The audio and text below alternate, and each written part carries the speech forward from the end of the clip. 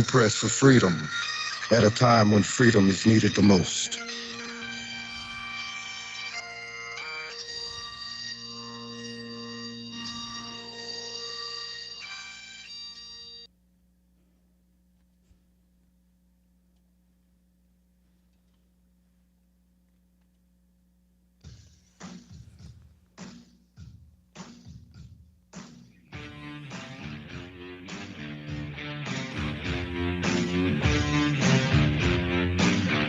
What is going on here? I demand an explanation. We work for a highly funded yet unofficial government agency. An intelligence organization that fears intelligence, historically not awesome. The United States is a democratic nation. Here the people rule. We build no walls to keep them in, nor organize any system of police to keep them mute. Freedom isn't free at all, but it comes with the highest of costs. We have you, the listeners, and the hosts at Revolution Radio for allowing us to bring you a platform of free speech.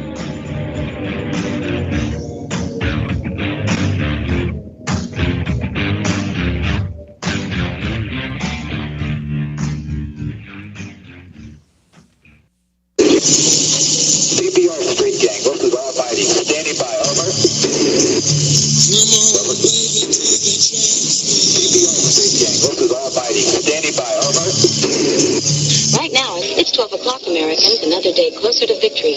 And for all of you out there on or behind the lines, clock's run out. Time's up. Wind is blowing cold and dark. On the road and no way out. Broken house, the smoking gun. On the run. On the run.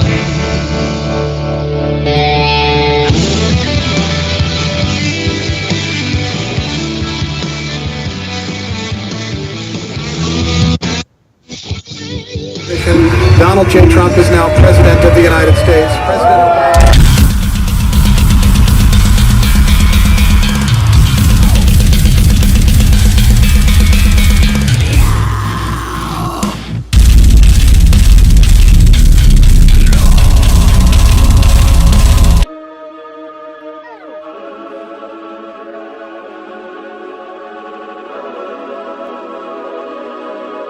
They burning the country down with their progressiveness. It started with changing what gender is, then graduated to you're racist if you think that your life matters and your skin don't have melanin. They don't want peace, they want skeletons. They want men to pretend that they're feminine. They don't want an election, they got so offended by freedom that they just try killing the president. I used to think that the woke were misguided, but now I can see that they're evil. Twitter is angry that Trump isn't dead. You know who got shot? Innocent people. Thought y'all were tolerant, thought we were equals. I thought you valued how everyone feels. Then why are y'all celebrating an attempted assassination like you're part of Antifa? Thank God the left can't aim. Thank God the right don't riot. Welcome to the home of the brave. Freedom ain't afraid of violence. You wish you was dying? Bitch, you missed. Thank God the left can't aim. Why can't we just shoot straight? Y'all are going insane. Bitch, you missed. There's no one else. Donald Trump really is a magnificent golden toad. Screw Trump. Trump perfect? Obviously not. Is he an egomaniac? He'll turn into a Napoleon Bonaparte? I hope not. See, Trump is goofy looking, but he's toad-like. Toad-like. Trump looks like a giant toad, a golden toad. He looks ridiculous. Let's just be honest. MTV, but it feels so empty without me. So come on and dip, come on your lips, fuck that, come on your lips, and some on your tits, and get ready, cause this shit's about to get heavy. I just settled all my lawsuits. Fuck you, Devin. Now this looks like a job for me, so everybody just follow me, cause we need a little controversy, cause it feels so empty without me. I said this looks like a job for me, so everybody just follow me, cause we need a little controversy, cause it feels so empty without me. Little hellions, kids feeling rebellious, embarrassed, the parents still listen to Elvis. They start feeling like prisoners helpless, till someone comes along on a mission and yells, Mothership has landed.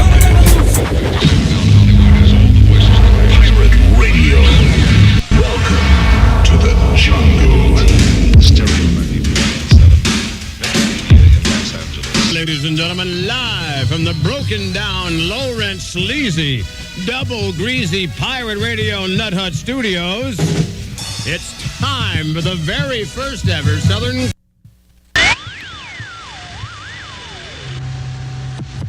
It's Friday night. My name's Jimmy. It's Revolution Radio. If you're receiving this transmission, you must have got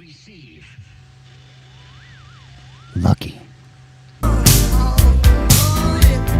All right.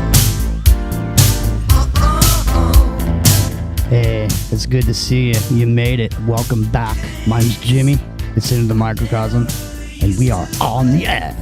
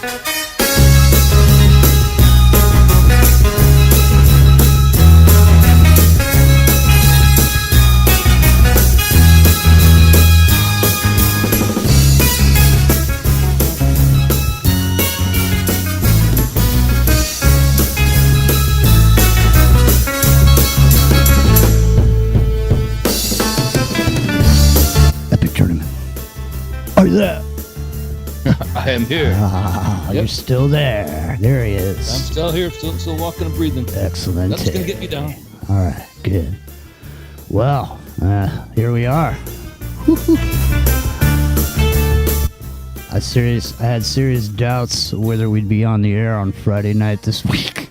I wasn't sure what was going to happen. Seriously, I didn't know if it was going to be okay to come on the air and talk about the anomalies. But luckily for us, so far, no anomalies. It looks like the Golden Toad has steamrolled his way into the goblin's nest up at Journeyman. You know, indeed, he has, and I on some level, I can't leave him out very long. So let's just bring him. Did you notice ever since we changed Rio's intro music, he seems to walk a little slower? Seems to just have more of a cool swing to his gait. Yeah, his gait. It's got that slight, stop in the right foot. Long. Rockin' Rio, are you there? Rockin' Rio, are you still alive?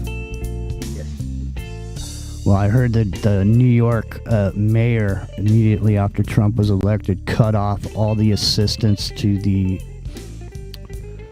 people that were getting assistance for these cards. What's going on, man? Anything going on over there? I recall you all to the archives for the show called Descending Like Locusts back a couple months ago. Rockin' Rio, what's going on over there now? Is there celebrations continue, or are celebrations at a standstill? Because I know a lot of people in New York are not happy. I mean, New York is probably blue, only second to California. So, is in the populated areas. Mm-hmm. I mean, 90% of the state is red. It's just the city areas that are blue. But since the majority live in that 5-mile radius.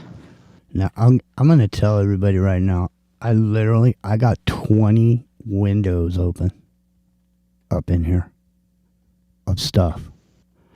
And it's really unbelievable, the amount of stuff. And some of the stuff is literally out of this world kind of shit. Like, you couldn't hire actors to make it happen for you. I've got some very, very interesting Salty Joe tonight. What's up, Derek? Salty Joe is in reverse. You got some Salty Joe in reverse, huh? Yeah. Well, let's check in with... He's got things to say about Trump and Kamala. Trippy. It's not surprising. Now, listen, let's check in with the Epic Journeyman because I know that on the islands, there's more of a liberal feel. Would you say that that Hawaii is typically would go in the blue zone, Epic Journeyman? Reliably, yeah, I'd say, and nobody even talks about it. It's just kind of an assumption, like 80%, 75%, pretty sure, yeah. Mm-hmm. I mean, every time it's like it's not even worried. Like the presidential race happens and people aren't really concerned about it. We all vote by mail here, and have for years. It's not a new thing, and it works great, and nobody worries about it, and everybody pretty much votes. So it's like, well, yeah, it is what it is. And all right. Well, listen, I'll tell you. It didn't. Nobody's talking about it here either. It's not like it's anything that's like. I haven't heard a single word about the election this whole time since. And now, is Hawaii all blue or? Yeah, it's not all blue. It's just funny because there are people who come out there with Trump flags. Sometimes it's like 13 people at a Safeway or something, and they'll get kind of laughed at as people drive by. I mean, it's kind of that kind of scenario, I mean, not saying there's not anybody here. There is. That's here in Maui, and then there's always it seems somewhere. Like there's quite a few secret Trumpsters out there. Yeah. Well, among young men, I mean, I'd say it's pretty common actually. Well, you're going to find out because let me just recall everybody's memory because first of all, let me just say this. I know I've looked at these demographics that YouTube sent me for the past year.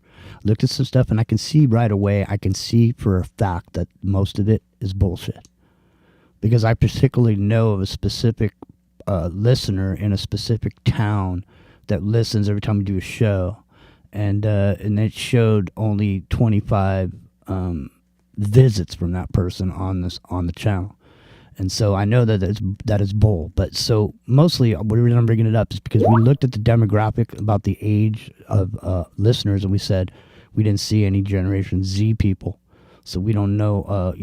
But it turns out there's a few that listen. And we're going to have one on tonight. Specimen 369 from the chat's going to call in. We're going to get the viewpoint of a Generation Z person. So I just want to bring that up. So Specimen 3... It totally turned out opposite what people expected. I mean, most people thought because they're unaccounted for, it assumed they're the TikTok generation, that they're all going to be leaning left, they're going to have nose rings and a bunch of weird face tattoos or something. But no, and purple hair. But no, it wasn't that way at all. Actually, it came out like 60%. Close to, right, for leaning right. So that was a surprising development. Nobody thought they'd turn up at all, actually. That was the major worry from the left. They thought, we need them and they're not going to show up. And then they showed up and they voted the opposite expectations, which was surprising. And what it shows is the death of legacy media, how that the old school 60 Minutes style news programs and the high production value major news teams with their editorial staff will go develop these stories and how they can present them. And it turns out it's just the guys down the corner talking in the garage that influence everybody, like you and me and Rio. That's what we do. All We're right, down with the garage door open, talking to the public right now. That's what we do. All right, listen, the first clip I got to play is this, and I want everyone to take a quick listen to this.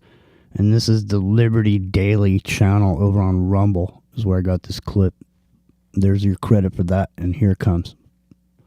Stand by. Looks like there's going to be because it's, finally, my friends. Hang on. It's Rumble, so there's commercial values here going on. Anyways, I don't use Rumble too much. Specifically, I don't like it, but well, don't say it too many times on YouTube because they don't like it either. All right, well, let me try this again, and be aware there may be a commercial here coming in. I'll stand by.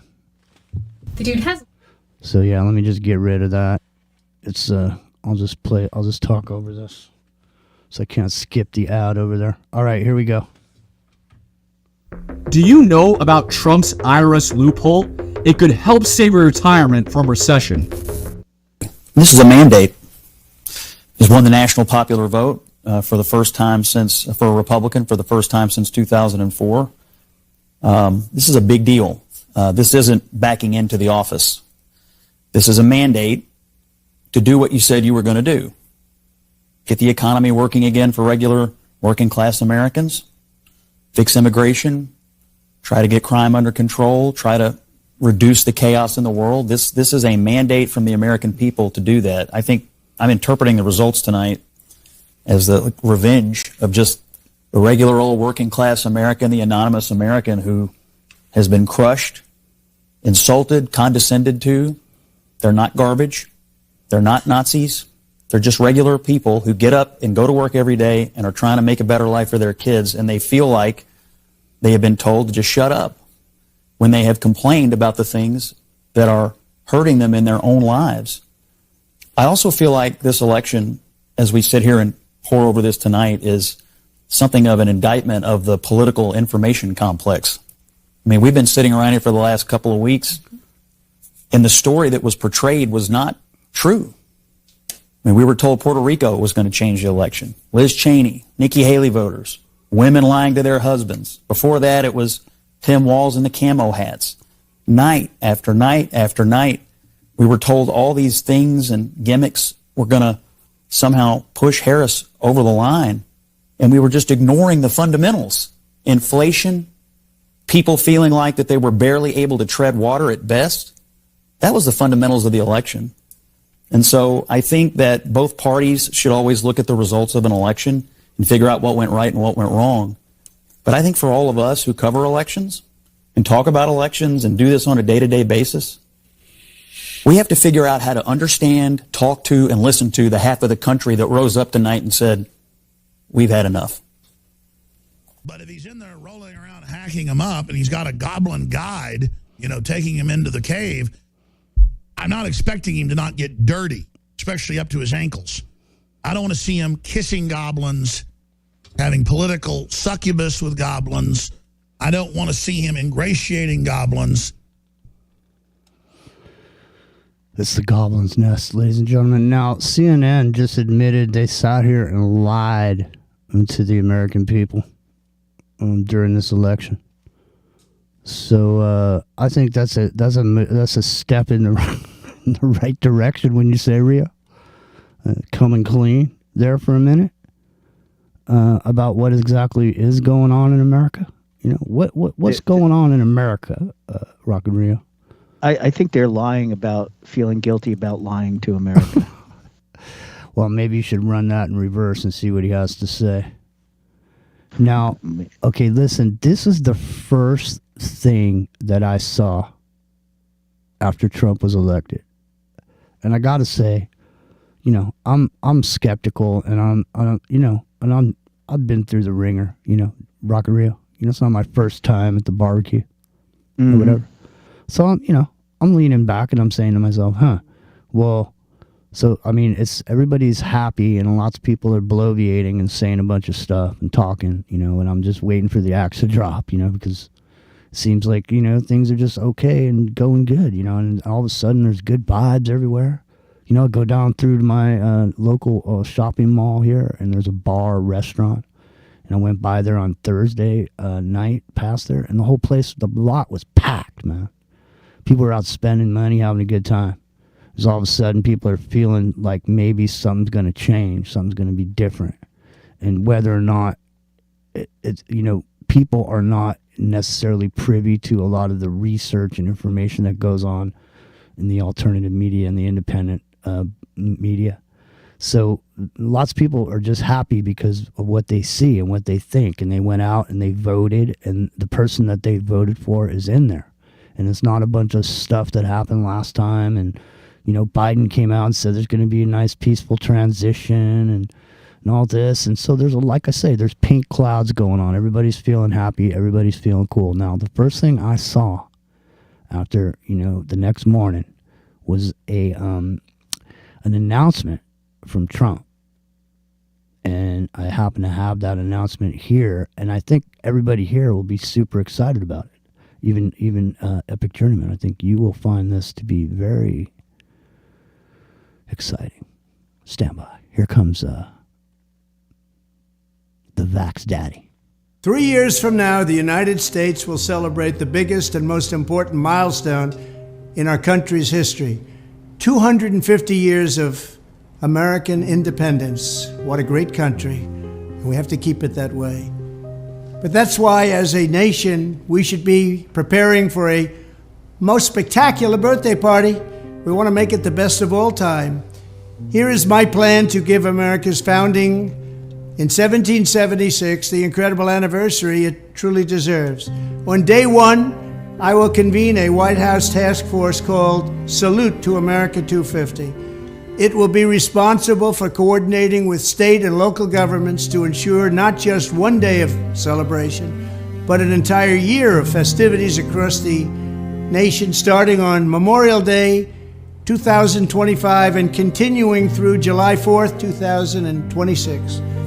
Second, I will work with all 50 governors, Republican and Democrat alike, to create the Great American State Fair, a unique one-year exhibition featuring pavilions from all 50 states. It'll be something. The Great American State Fair will showcase the glory of every state in the Union, promote pride in our history, and put forth innovative visions for America's future.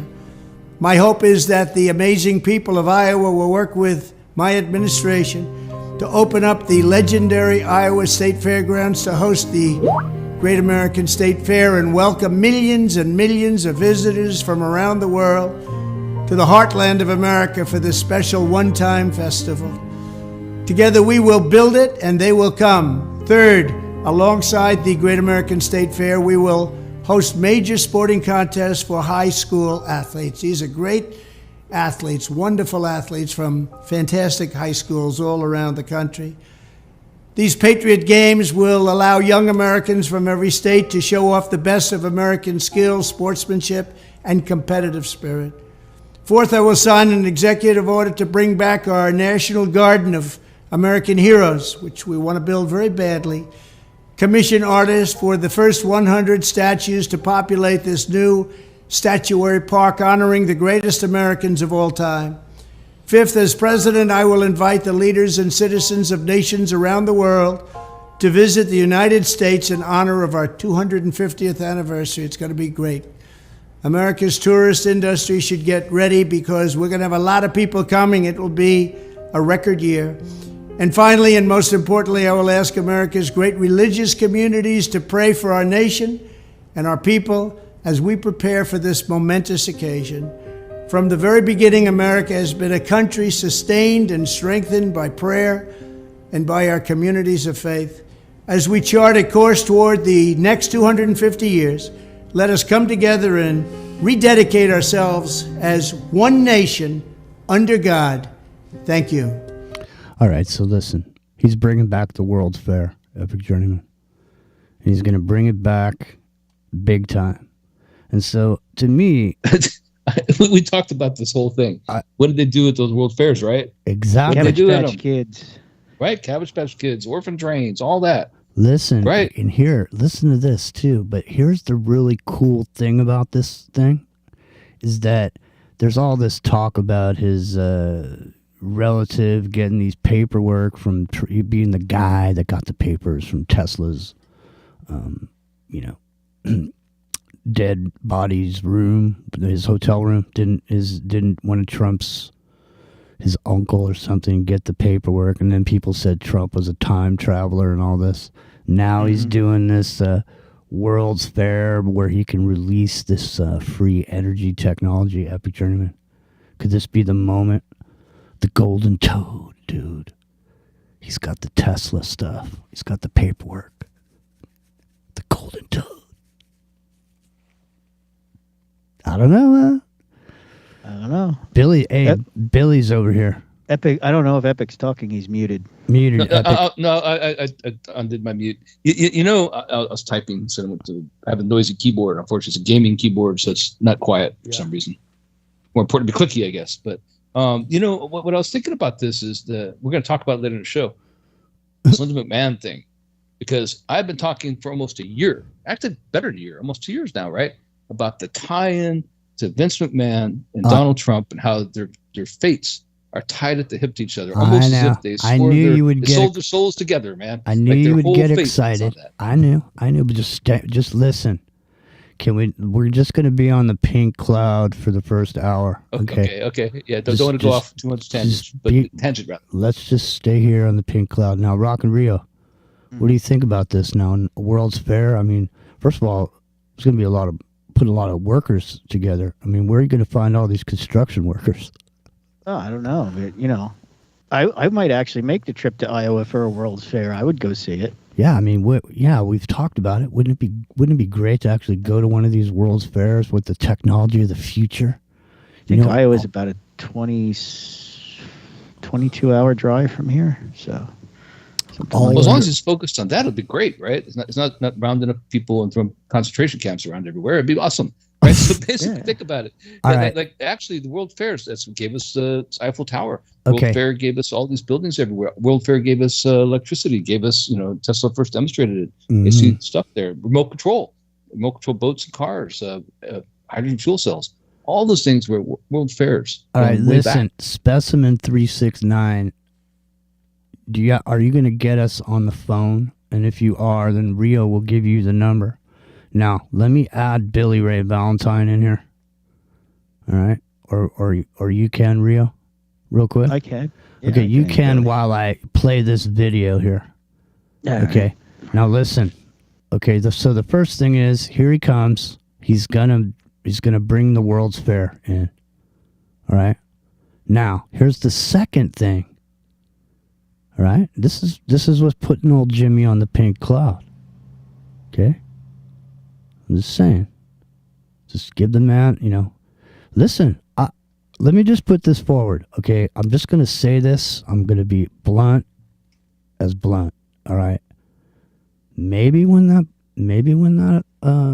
attempt on the dude's life happened. Okay. Maybe the man's not the same man as he used to be. Maybe he's a different man. I'm just saying, give a man an opportunity, to maybe a man comes to terms with himself, or comes to terms with his life and his sins. Maybe he gets right with God. I don't know. Maybe he just realizes he's 78 years old and doesn't have that much time left. Right. I don't listen. I don't look at man. It's not my position to judge a man. That's God's job. All right, but all I'm saying is I'm on the pink cloud. Okay, I'm coming with an open mind. I'm doing the same thing that I ask people to do when somebody else is in office. They say, "Hey, well, he's the president now, so that's the way it is. You just, that's your president now. So, that's supposed to be the way it is." So I'm trying to give everybody an equal opportunity. I'm trying to say maybe. Maybe things change after that attempt on a man's life. Maybe a man got on his knees and, maybe a man, something happened to a man. I don't know. But let's listen to this. Here's my plan to dismantle the deep state and reclaim our democracy from Washington corruption once and for all. And corruption it is. First, I will immediately reissue my 2020 executive order restoring the president's authority to remove rogue bureaucrats, and I will wield that power very aggressively. Second, we will clean out all of the corrupt actors in our national security and intelligence apparatus, and there are plenty of them. The departments and agencies that have been weaponized will be completely overhauled so that faceless bureaucrats will never again be able to target and persecute conservatives, Christians, or the left's political enemies, which they're doing now at a level that nobody can believe even possible. Third, we will totally reform FISA courts, which are so corrupt that the judges seemingly do not care when they are lied to in warrant applications. So many judges have seen so many applications that they know were wrong, or at least they must have known. They do nothing about it. They're lied to.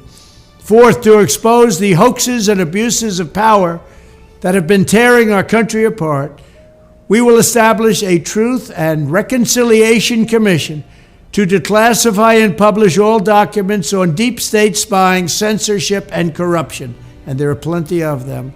Fifth, we will launch a major crackdown on government leakers who collude with the fake news to deliberately weave false narratives and to subvert our government and our democracy. When possible, we will press criminal charges. Sixth, we will make every Inspector General's office independent and physically separated from the departments they oversee so they do not become the protectors of the deep state. Seventh, I will ask Congress to establish an independent auditing system to continually monitor our intelligence agencies to ensure they are not spying on our citizens or running disinformation campaigns against the American people, or that they are not spying on someone's campaign like they spied on my campaign.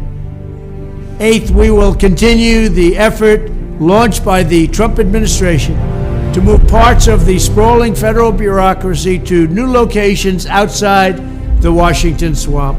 Just as I moved the Bureau of Land Management to Colorado, as many as 100,000 government positions could be moved out, and I mean immediately, of Washington to places filled with patriots who love America, and they really do love America. Ninth, I will work to ban federal bureaucrats from taking jobs at the companies they deal with and that they regulate. So they deal with these companies and they regulate these companies, and then they want to take jobs from these companies. Doesn't work that way. Such a public display cannot go on, and it's taking place all the time, like with Big Pharma. Finally, I will push a constitutional amendment to impose term limits on members of Congress. This is how I will shatter the deep state and restore government that is controlled by the people and for the people. Thank you very much. All right, man. So you get up and go to work every day, okay? And you just work for your 40 hours, Billy. And you heard that right there? I mean, you'd be feeling pretty good, wouldn't you? Sounds like the man has a plan, right? It does. I mean, there obviously. I mean, I'm already here. Epic's not saying anything right now. He's not. It sounds pretty awful to me, actually. I know. See, I knew you were going to say because I knew you were going to say that. I knew you were going to say that, and you know why? Is because is what we've been saying the whole time about a lot of this stuff is that for some people they like the way it sounds. Well, no, that's true. Now, hold on a second. Some people like the way that it sounds. Other people don't like the way that it sounds because they realize that it goes both ways. See? So if you say it's okay to do it to someone, then it's okay to do it to you at some point. And that's right. And that's the thing about it. So it's not how it sounds. It's how it sounds to some other people other than people that feel the same way about what he's saying. There's a lot of people that are hurt and feel upset about what's happened to them over the last 4 years. You know, the way people have been treated and talked about and talked to about, you know, when things were a certain way. And there's a lot of people that want revenge, just like he says he wants in his book. When someone does something to him, he's going to get revenge. So, but, he didn't write that book. He just said those words, right? But the problem, but the problem is that, you know, it's like I'm saying. Anyways, there's a lot to get to. People are literally losing their minds. Now, have we been joined by Billy Ray Valentine or not? He is on the call, yes. Hey, what's up, Billy? Billy, yo, what's up, Epic? How you doing? Try to get in contact with you, man. I tried to join you guys' call the other night. That's my fault, man. I had a lot going on during that broadcast. Yeah, there was a lot of people talking. Okay, yeah. So the room was full over there, huh? Yeah, it was full, but I wasn't there a lot of the time. I had to run out and take care of other stuff. Well, so we're in the middle of a conversation. I would have seen you, Epic. I would have loved to have had you there. I had to grab your storable foods. I know you're I was getting ready as soon as I saw as soon as I saw it was all trending red. I'm like, I gotta go. I gotta go to the grocery store. I'll be right back. So hey, we're in the middle of a conversation, and we've been joined by Billy Ray Valentine. So how are things looking in New York City, Billy? Now, so the mayor now has revoked the benefits for some of the people that are there, staying up in there with them. So what's going on with that? Why are we concentrating on that? Of all things. Well, because I'm curious about it. That's why. I've seen it. The things that I've seen on the internet since Trump's victory are insane. You know, I mean, I didn't see this coming from a mile away. I thought America was better than that. To be honest with you, I feel like an outsider in my own country right now. I don't know what the hell's going on.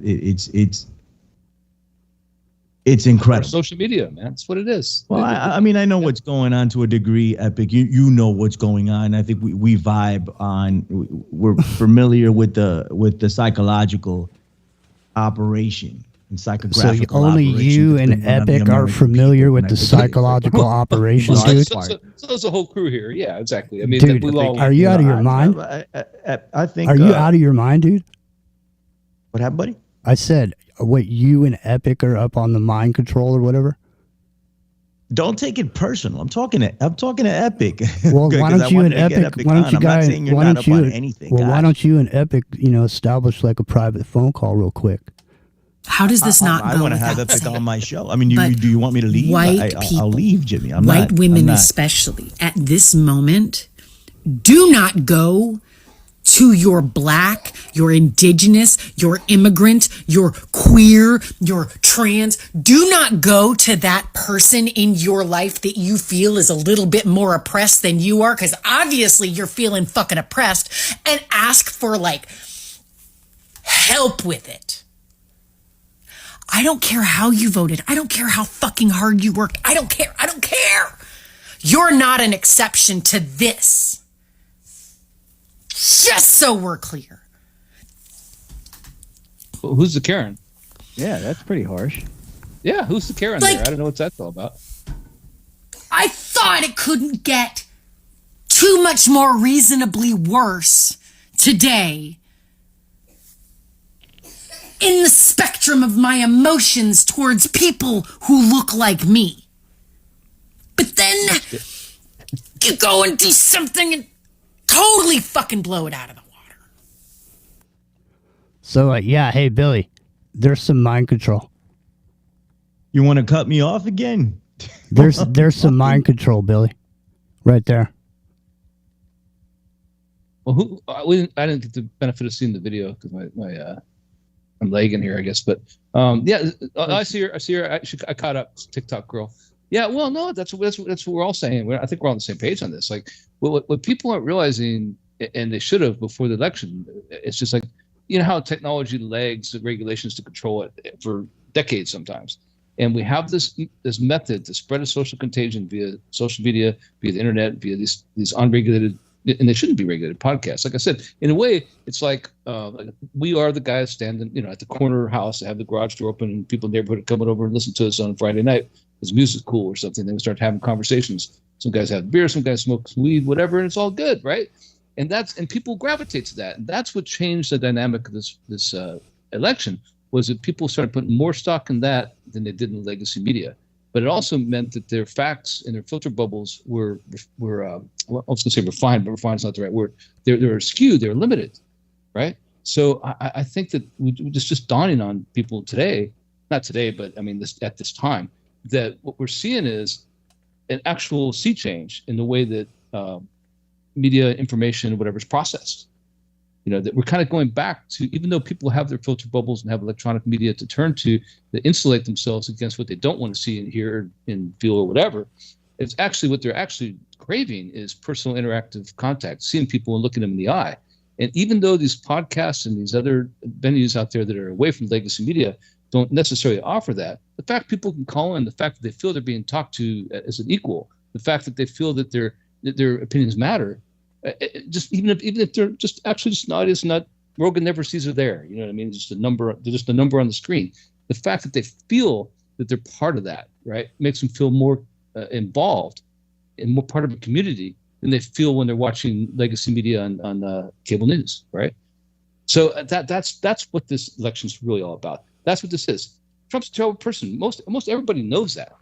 Some people actually don't know that because they never saw the news. They don't know how bad he is. They never got that information because they're in their filter bubbles. No one listens to their, kind of filtered content. But the truth is that what this shows is the only way for democracy to stand up, the only way for this country to move forward as the founding fathers intended, is for the personal interaction of the citizenry. It can't survive without it. It depends on it. And you know what happened? Not enough people voted. But not only that, There was something like 20 million less people voted this time than voted last time. Amazing.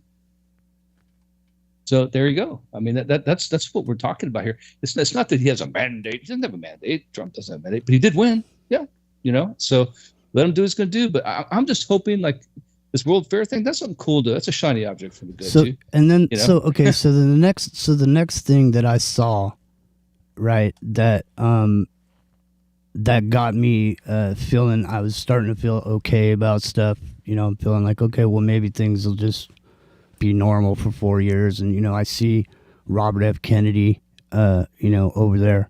And, so I'm hearing some of this stuff that he's saying. And Australians or most any other comparable country.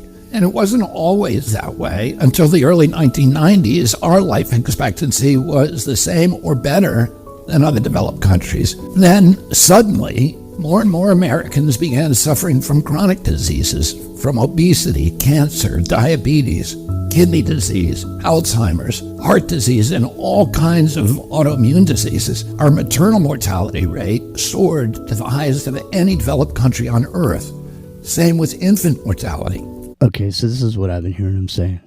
So then I'm hearing that he's going to be part of the Trump administration, and everybody's thinking, okay, he's going in there now. And immediately after the election was over, he started saying he was going to start dismantling the FDA, a few other things. He made some pretty heavy statements. And then all of a sudden, 2 days later, I'm seeing, he's going to be offered some position or whatever. They're kicking him to the curb. They're kicking his ass to the curb. I know. I actually agree with them on those things. I'm not a Robert F. Kennedy fan, but I agree with them on those things. Me right? too. What are we kicking him to the curb for? He can help to get you elected. Because the person that they're going to... Tulsi Gabbard will be next. You know why? Because she's smart. Listen, she's smart and the person that radiates in the spotlight, he's going to kick her to the curb too. The person who's going to go in at the FDA is not going to be somebody that's against these pharmaceutical corporations. And one of the big things he said he was going to do was eliminate ads for these drug companies on TV. Well, that would be nice. That'd be great, right? That's what it's sick of seeing those commercials 24 hours a day, Yes, this pill will help your asthma, but it will cause chronic pain, diarrhea, vomiting, dizziness, blindness, and potential death. Or they didn't say potential death is one of the things, right? And I did some research on this and looked up how much it costs. And so on MSNBC and on CNN, because it's two left-leaning news agencies. It's on Fox too. It's a little more expensive on Fox. It's $30,000 for a run of an ad, right? For a run of an ad, not for one ad, for a run of an ad for like the week or whatever, right? Mm-hmm. And so for these shows, the rates go up and down depending on the viewership of the show, but basically it's $30,000. Let's call that a baseline rather. So what happens is, you have all these ads for this anti-AIDS drug, but there's 3 anti-AIDS drugs, right? Mm-hmm. And they have all these gay couples kissing each other and stuff, which hey man, whatever. But and it always interracial thing, and it seems like intentionally meant to offend people. My perspective, I'm not a right-leaning people, and people know that. I'm conservative-ish, in my values, but I'm not like some right-winger. But even I get offended by that. It's like, dude, I don't need to see this every single minute of every day. What the hell are these guys kissing on the balcony for? What the hell is the guy out there looking grimacing in his canoes? He's about to go paddle out with his AIDS or whatever. The thing is, and I looked it up how many people actually have HIV. And it doesn't benefit the companies to have 3 drugs, let alone advertise them that heavily. It means it's a psyop. It means they spend that money specifically for the purpose of pissing people off. All right, listen. People ended up voting for Trump, essentially. Listen, here's the next thing. Listen to this. Here's my plan to stop the chemical, physical, and emotional mutilation of our youth. On day 1, I will revoke Joe Biden's cruel policies on so-called gender-affirming care. Ridiculous. A process that includes giving kids puberty blockers, mutating their physical appearance, and ultimately performing surgery on minor children. Can you believe this? I will sign a new executive order instructing every federal agency to cease all programs that promote the concept of sex and gender transition at any age. I will then ask Congress to permanently stop federal taxpayer dollars from being used to promote or pay for these procedures. and pass a law prohibiting child sexual mutilation in all 50 states. It'll go very quickly. I will declare that any hospital or healthcare provider that participates in the chemical or physical mutilation of minor youth will no longer meet federal health and safety standards for Medicaid and Medicare and will be terminated from the program immediately. Furthermore, I will support the creation of a private right of action for victims to sue doctors who have unforgivably performed these procedures on minor children. The Department of Justice will investigate Big Pharma and the big hospital networks to determine whether they have deliberately covered up horrific long-term side effects of sex transitions in order to get rich at the expense of vulnerable patients, in this case, very vulnerable. We will also investigate whether Big Pharma or others have illegally marketed hormones and puberty blockers which are in no way licensed or approved for this use. My Department of Education will inform states and school districts that if any teacher or school official suggests to a child that they could be trapped in the wrong body, they will be faced with severe consequences, including potential civil rights violations for sex discrimination. Here. All right. So there you go, Epic Journeyman. Rock and Rio, Billy, everybody else. So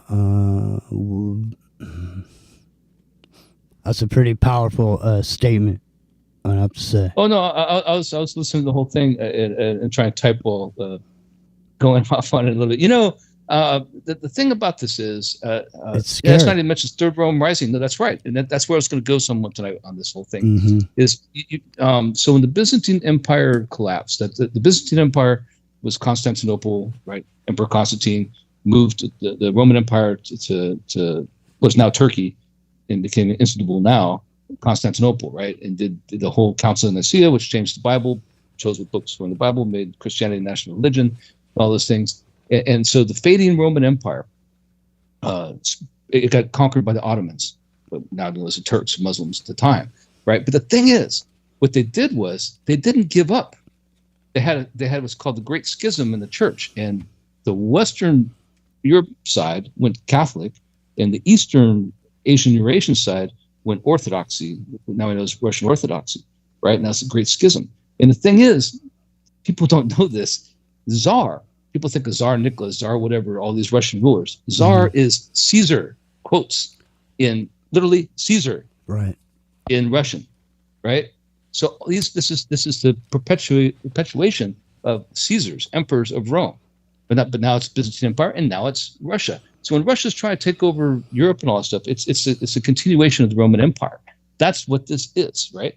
And so we did the same thing partially here in America. We made the fasces and all these other things, and you make our monuments based on Roman and Greek architecture, because Greece was the father of democracy, if you will, the progenitor of modern democracy, and Roman, before the emperors came along, was its peak, right? Mm-hmm. But then the emperors came along, seized power, right? Made dictatorships, authoritarian dictatorships, where all the powers consolidated into individual. That individual became worshipped as God. That is exactly what autocracies around the world are doing now, and we are right in the middle of it, right?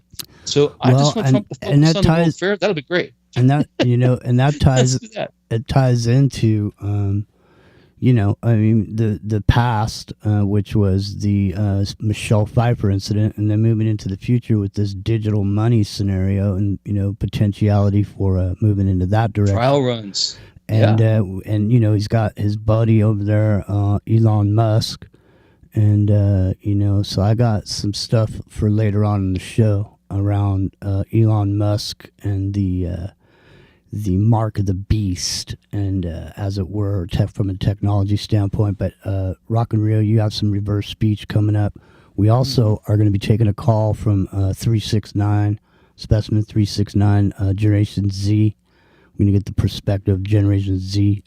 Rio, did you give out the number in the chat for him to call? I have not given out the number yet. Yeah, so Specimen 369, get ready to call us up at the top of the hour. And then once you do connect, just stand by and hang on. Now, I got another video clip here. We had 28 windows open at the beginning of the show that we had to get through. So Here's another one. Take a listen to it. It's up to you what you think. Here you go. Get ready with us while we tell you why we're so mad that Kamala didn't get elected president. I just really was excited to see my future daughter get destroyed by men in sports. Would have been a proud mom moment. I've never ever in my entire life wanted to be a homeowner or marry someone who wanted to be a homeowner. And so it just sucks now that houses will probably be a little bit more affordable. I just wanted to live in an apartment the rest of my life. I wanted my future son to be able to use a tampon in a men's restroom without being judged. Or just in general. It just sucks to me that the border is going to have more restrictions now. I wanted drugs to be more readily available for people who really needed them in their life. I thought it was something that's good for our economy, good for the homeless population. I was really excited to lose all these boys to World War III. Finally get out of our hair. I really wanted my third grader to learn about sexual reassignment surgery and stuff like that. I just don't understand why people wouldn't want their kids to learn about that. It breaks my heart that people want to keep that secret from their kids. Teach them young. I was excited to keep paying $4 for gas. If you can't afford it, you don't deserve it. I was really hoping that if Kamala became president, she would take back the abortion rights and put it in the hands of the government rather than the states. I just want my daughter to be able to have that option in case she does get pregnant in high school. I'm sure she'll be sleeping around. So. There's college. She has to go to college next. College, yeah. I just want her to be able to have an abortion if she really needs it. Yeah, she wouldn't have to lift a finger if it was Kamala. Exactly. I was really looking forward to the motivational opportunity that I would get by going on campus to the women's restroom and seeing some male genitals. I would have been so motivated to study. I know, I've gotten so excited. Yeah. I really just wanted my child to be able to have a transition and make that decision for himself whenever he's young. I don't think that he needs to be 18 to decide what he can and can't do with his body. He's literally knows exactly what he wants to do. If he wants to be a female, then he can do that. And Trump, quit taking away our rights. It breaks my heart that people think that they shouldn't be able to do that. No. I wouldn't necessarily buy this because I'm single and I really wanted to meet a Russian guy. I can't say that.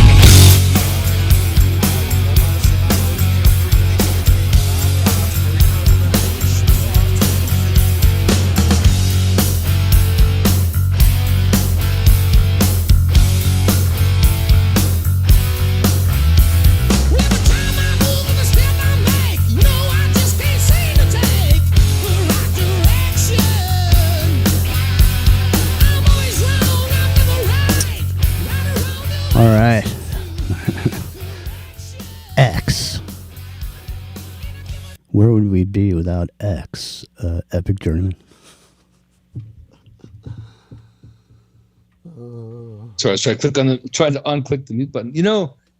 I crack up on the goofiness of Elon Musk sometimes because he's jumping up and his belly is exposed and stuff with his undersized shirt. He's jumping up and he's trying to make the X sign when he's doing it, right? If you pay attention, he's throwing his arms out and his legs out to try to make the X sign when he's jumping up and down. That's what he's doing. This is kind of like a second grader doing that because he has a childlike aspect to him, which actually I kind of love about him, in that sense. I mean, he is who he is. But, there's a thing about X, and X is more than just X the unknown. X has a lot of meaning in different parts of the world, and X is oftentimes thought to be the number, the symbol, not the number, but the symbol of the Antichrist. And I got into wondering why that was, specifically a circle around the X. So in this case, it's more like Xbox and X. But why would that be? Why is those angles specifically, not just a straight X? Yeah, there's a lot to that. So I got some audio from his babysitter.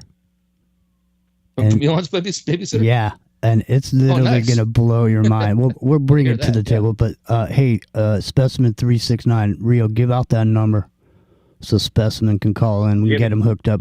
Yeah.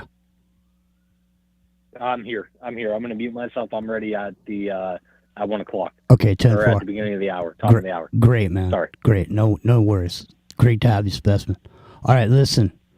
So it's Revolution Radio. freeworld.fm. Make sure you come on down to Rev Radio and help us out. Give us a little bit of support if you can, because we're listener supported. You'll hear messages at the top of the hour, but those are about shows that are happening 48 hours a day, 7 days a week. Studio A, Studio B. Come on down. Become a supporter. Find something that you like. There's always something happening. Someone's always on here, and there's always a viewpoint you can add to whatever's going on. Mine's Jimmy. It's Into the Microcosm. We're here every Friday night, 9 o'clock Pacific. We'll be back coming up here in the second hour. Got quite a bit of stuff here. Packed show tonight. All right. So we'll see y'all in a minute. It's the Independent Broadcast Network.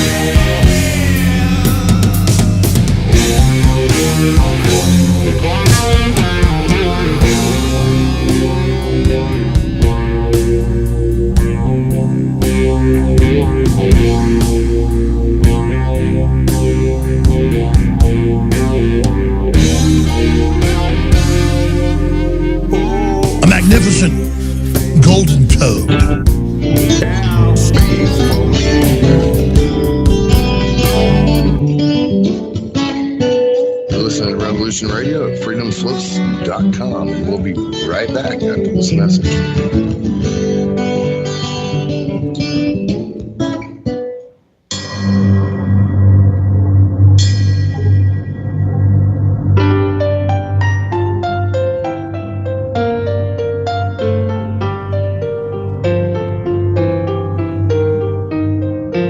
Did you ever feel that things were not quite right? That everything was just ever so slightly askew? Do you have, to paraphrase Morpheus, a splinter in your mind? If you're interested in hearing the latest information about UFOs, the paranormal, ancient cultures and structures, monatomic elements, longevity, fantastic discoveries in science, download it to your brain, then tune into us. Hi, I'm Dave. And I'm Mackie. And we are Shiny Side Out, Sundays 2 to 4 a.m. Eastern. See you then. Revolution Radio, freedomslips.com. You don't need to expect us. We're already here. If you're sick of the lies and ready to know thyself, to love thyself, well then tune in to the Loveolution with your hosts, Amy and John Paul, where we speak all about truth, love, and freedom every Tuesday night, 5 to 6 p.m. Eastern Time, Studio A, right here on Revolution Radio. And remember, only you can free your mind control. Be a Loveolutionary.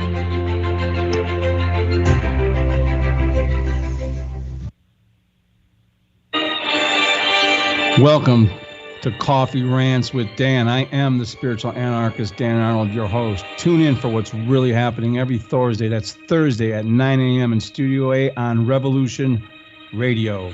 They keep us in fear to manipulate us. They want us ignorant so we're easier to enslave. They make us murder one another so they don't have to do it themselves. Only you can break their mind control by healing the contradictions within your belief systems that allow you to accept their lies in the first place. The time has come for us to remember our divinity, who we really are, to return to what we are meant to be, a service to others, to return to nature and to reclaim our birthright, that which is freedom. The truth will sound belligerent because it is in direct opposition to lies. So get angry, because anger is sacred, and together we can unite and rise. Rise from this darkness. Humanity, assemble. Do you love topics about history, world events, popular conspiracies, and everything under the sun, while discussing their historical context? Then welcome your host, Trinity, where no topic is off the table, truth is spoken to power, and where your voice can be heard. Here is where you can communicate openly and learn from one another, while respecting our diverse society and figuring out the truth to where we're heading. Join Trinity in a 2-hour roller coaster ride of research, comedy, and interesting content, made with you in mind, people that matter the most. On Mondays at 12 a.m. Eastern and 11 p.m. Central, only on Revolution Radio Studio B. Be a part of a different way to hear radio.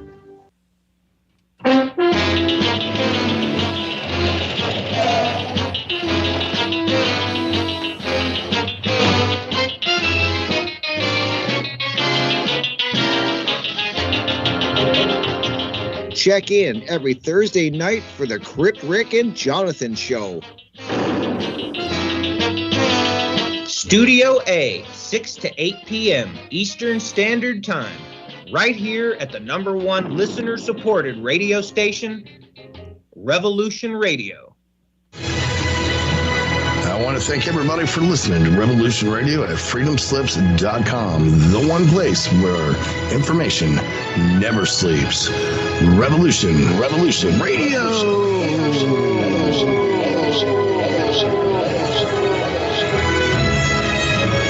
All right, let's show them what we got, guys.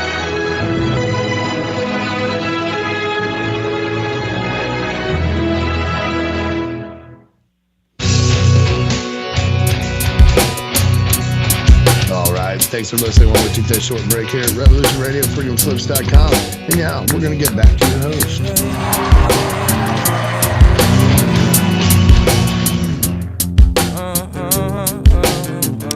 It's Friday night. My name's Jimmy. The microcosm is on the air for hour number 2. Say, Mrs. Dalai Lamas. Another sister shooting heroin tomorrows. Amputees and free time Sierra Leone's. The church wasn't honest. The state put the youth in a harness, creating hostility among us.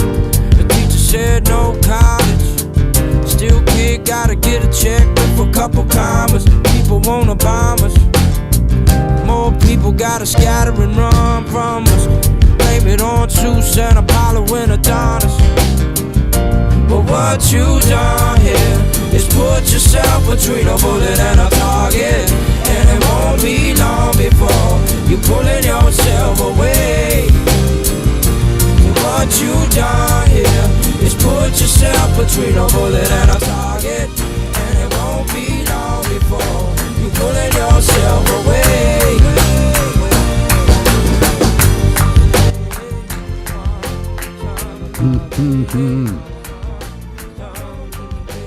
Citizen Cope. Revolution.radio. It's the independent broadcast network. My name's Jimmy. It's into the microcosm. Sitting here with Rockin' Rio and the Epic Journeyman. And we've been joined by a member of Generation Z, Specimen 369, is in the wings. She got a daddy never gave her. She drink a beer with the mom. Don't forget, Revolution Radio is fully listener supported, so come on down, become supporters. Any way you can, share, whatever you can do, it's appreciated. Say a prayer. People are dropping like flies. People are dropping like flies, and that's no joke, seriously. We lost Keith AZ last week. here at the station, a mechanic before that. You know, you're here today, gone tomorrow, man. Never know what that's going to be, you know. So reach out, touch somebody, you know. Don't take it for granted. But at least, like I said, I mean, I was hoping that there was going to be a steamrolling event that would quell any kind of uprisings over, the result. And, so far so good, I guess, on that note. But I just want to, I was thinking about it earlier today, and it's been so long that I almost forgot about it. But Epic Journeyman, when Trump got into office the last time, there was all kinds of shit that went on. Portland got destroyed, basically, didn't it? The Chaz There's zone. riots about the Me Too. Well, before the Me Too movement, first there was the Pussy Hats pardon, and the demonstrations for all the women out there. And then there was the Me Too movement thing. And they all demonstrated. How did the Chaz zone get started? The Chaz and all the that was rioting. pandemic. Yeah, that was 2019 or 2020, right? Early 2020. It's just But that was stupid. So the whole thing about this is like, because we're all put in our little isolation chambers, essentially, and fed what we wanted to see during the pandemic. That was a test. I totally believed it was a real thing that happened. Not going to say the word. It was a real thing that happened.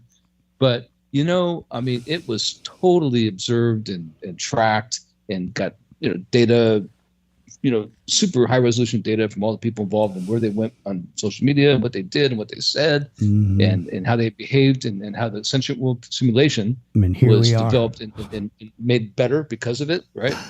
And and here we are, and the people people within the pipe and being fed whatever their particular feedback is, whatever their feed is, those people are you can see there's the videos that we played earlier. Now, we've been joined by Specimen 369. Specimen 369, welcome into the microcosm. Now, Google tells us Thank you, Jimmy. Google tells us we have no Gen Z listeners, so we're glad to find out that we do. And we're interested to find out exactly what's going on in your world and how people feel, friends of yours in your social groups. And, I'm interested to find out what the future looks like for someone such as yourself. Now, what year were you born in? 98, Jimmy. Okay. 98. Right on. So, give us a lowdown, man. I'm out of touch. I'm like, we were saying back in the 60s, they would say, if somebody's over 30, they're out of touch, don't trust anybody over 30, this kind of thing. Charlton Heston and Planet Apes. Yeah. So right. We're feeling like we've been around. We went through the 80s. We're still alive. You know what I mean? We partied. We did shit. We're still here, but we still feel like we're out of touch with you. And we want to know what's going on in your world. How do people feel?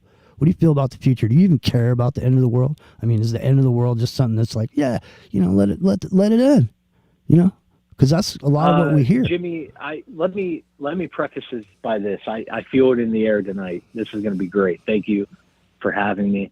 What really started this for me is when Barry got elected in 2012 or 2008.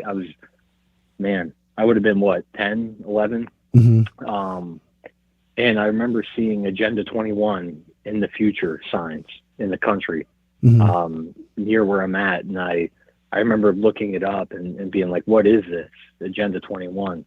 And that kind of started the rabbit hole of kind of awakening to what's really going on out there. And it's, at 26 now, here I am on your show. I'll start by saying this. I think there's no accountability for a lot of younger people. I think that a lot of things are brushed under the rug. I think a lot of things are just kind of, we're going to let people be, you know what I mean? Probably how it was in the 70s with people dropping acid all the time and just being love children, But now we have the new age of social media and that sort of thing. So there's just no accountability for a lot of these younger people. if I'm being honest. Well, so now does your generation of people feel like the couple generations ahead of you, they let you down? They didn't do what they should have been doing. Shit should have never got to the level that it's at now, because people should have been paying attention back in the 80s instead of partying like I was, and a lot of other people were. Lots of other people weren't paying attention. Lots of people were, living their lives and stuff. It's not like we were all stalled, guardians of the universe at the time. Everybody's living their lives. We're just going on, and these government operations were going on the whole time. But do you feel like the generations a couple ahead of you kind of let you down? Didn't take care of business? I mean, is there something kind of not necessarily. I think a lot of people feel that way. I think that they think that something is owed to them. But at the end of the day, this is still America, and what work you put in, you get out of it. You know what I mean? Would you go to war? It's all who you surround yourself with. Would you go to war and fight for your country right now? Under Trump, yes, I would actually. Under Biden's administration, no, I would not. So what's the difference, Epic Journeyman here? What do you think the difference is? Like, so if for example, it was in Ukraine, right, and they're trying to defend Poland as a part of NATO alliance. So the Russians, they take over Ukraine, Odessa, they make the pathway, they go to Moldova and Poland. They're going to Poland. Poland's a NATO ally. You don't think we should protect them? I mean, we were a NATO ally. Article 5 says we have to. I just think it's not the same. Hold on. No, but that I'm asking like the perspective though. But hold on. I'm not saying like the. That's not what we asked him. That's not what we asked him. What we asked him is he willing to put his life on the line for the United States of America, the USA. If he's asked to, it doesn't matter what the mission is. Okay, if he's asked to put his life on the line for what we call America, what we have here, what we claim as our home, would you fight for that? And is fighting for that also include going over to other places, Epic Journeyman? Well, that's where I'm going with it, right? Is it like it's World War II, right? We went over to fight the Nazis, so is it like that? Like we had to leave our country to go defend Europe because we didn't want them coming over here, because they would eventually, right? So I mean, so the decision by the president and the cabinet and Congress and everybody else to declare war, and they make that decision. What they're saying is that our personal country is going to be under threat if we don't do this. Now, in this case, it's contractual. I don't say contractual is the wrong word. We by treaty, we're obliged. All NATO nations have to be considered as one. Any one nation is attacked from the outside, all nations have to respond. And the only time that ever was employed ever in the entire history of NATO, right, was after 9/11. Countries came to defend us. They fought with us alongside us to go fight in Afghanistan and Iraq.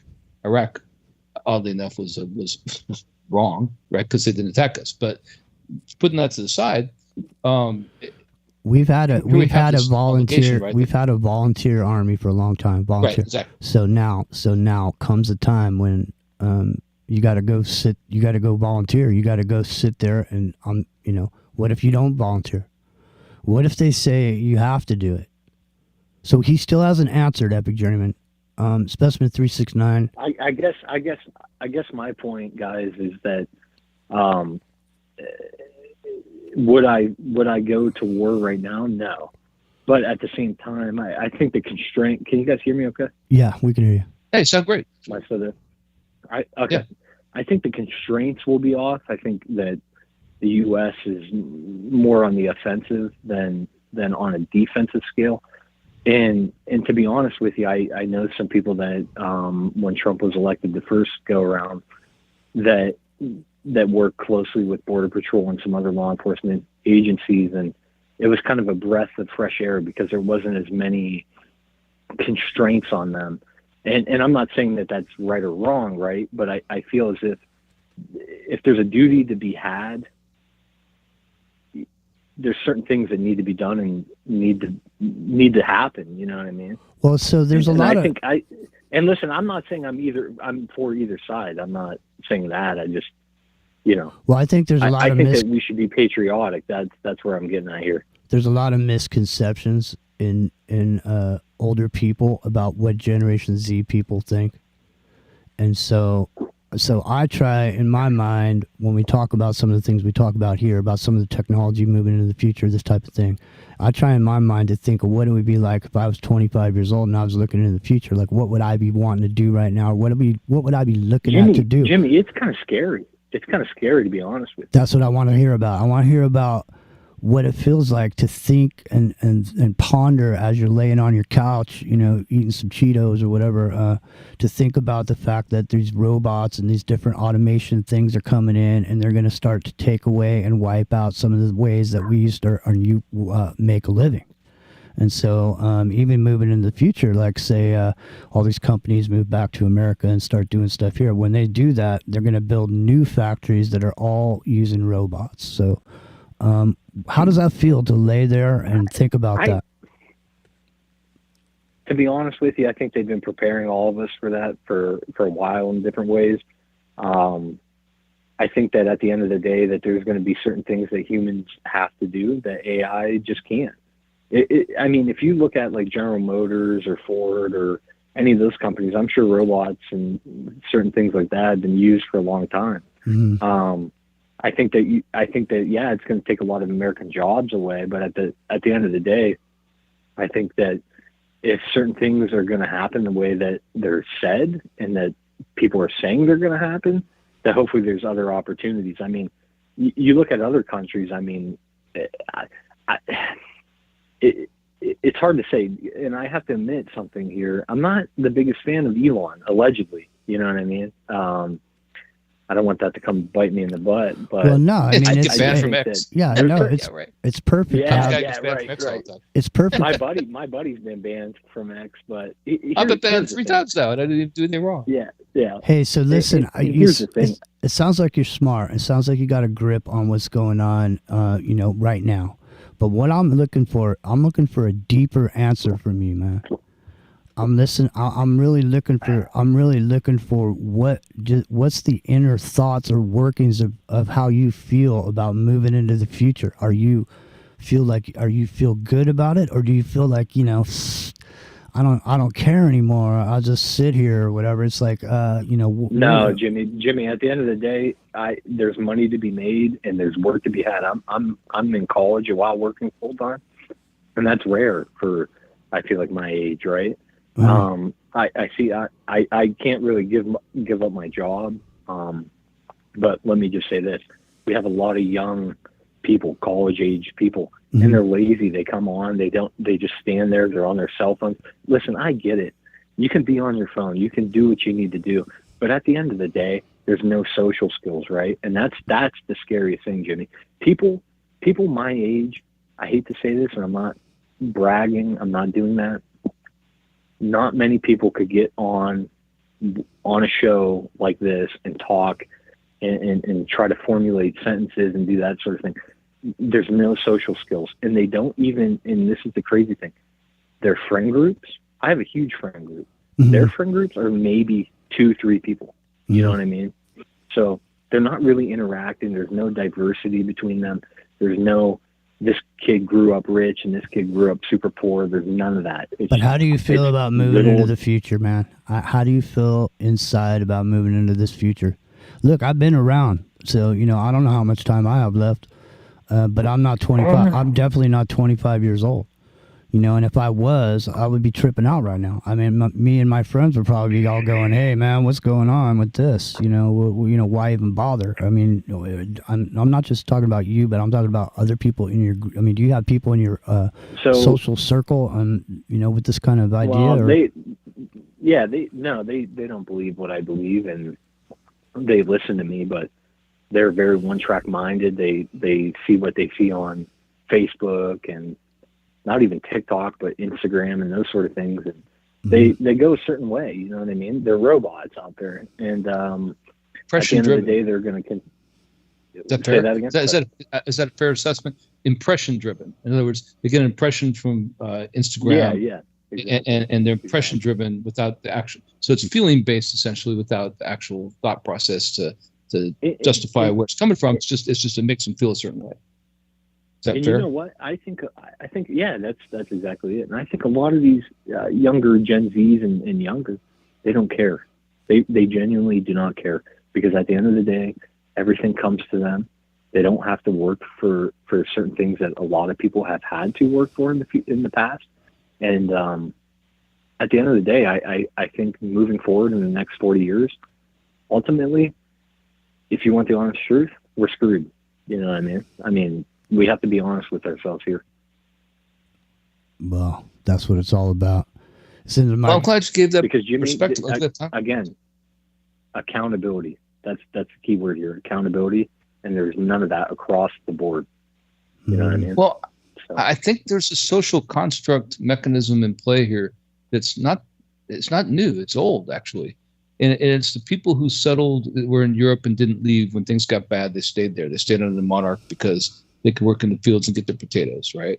You know, they didn't want to take the risk to go someplace else. And then they left and went to the New World. And when they settled in the New World, they went to, you know, the East Coast, and they had cities, and they built up the cities, and they wanted to stay in those cities. And even when things got bad, they had a certain amount of normalcy involved. They wouldn't take the risk to go out west. But the people who had minds like you do did go out west, right? They wanted to make their own way.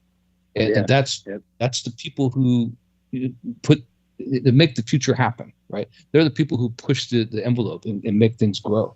And so what I'm seeing now, I don't know if you see the same thing from your perspective, and so I'm asking it, is I think that there's a rarity. There's always has been. This isn't new. There's always been a rarity in people who are willing to take a risk and push the envelope. So we may not like Elon Musk all the time, but he did do that, right? I mean, I don't agree with both stuff. I think he's an agent of the bricks and technocracy, but you know, he also is brilliant. So So there's that. I got some audio from his babysitter from the third hour. And let's really? We'll get into that later. Yeah, we will. But I'm delighted to hear what you're saying, because what I'm like, I know I try to always pay attention to young people and kids and people of all ages and see where they're coming from. And my perspective is that we've and I'm guilty of it too. Obviously, I think most older people are, like most people are, that you find what's comfortable and you stay with it.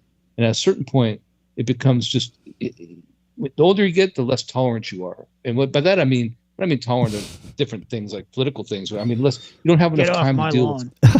You don't have time to deal with bullshit anymore. Right? It's like you just want not immediate gratification, but there's a difference. Younger people want immediate gratification. Older people want immediate peace. Right? Just leave me alone. Just let me do my thing. Just let me get what I need to get and then get out of here. Right? Like an older person will go to the store, go in and get out in 5 minutes. A younger person might sit there and shop with his girlfriend for 3 hours. That's just the difference, right? No, they're going to be on their phone, dude, and they're going to order it from Amazon. But now that's what it is, right? It's changed. You're right about that. Is that right?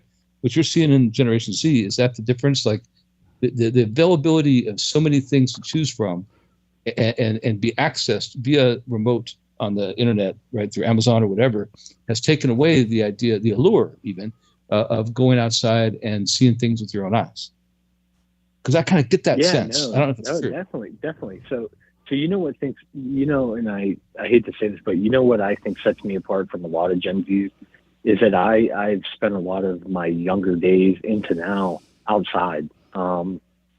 Like all my hobbies are outdoors, right? I still, don't get me wrong, I still play video games. I still am on TikTok. I do all that, but I still set time aside to get right with nature and to get right with the water and certain things like that. Because anytime I'm around water, Jimmy, Rio, Epic, if I have a bad day and I go around water, I feel recharged. Okay. I feel rejuvenated.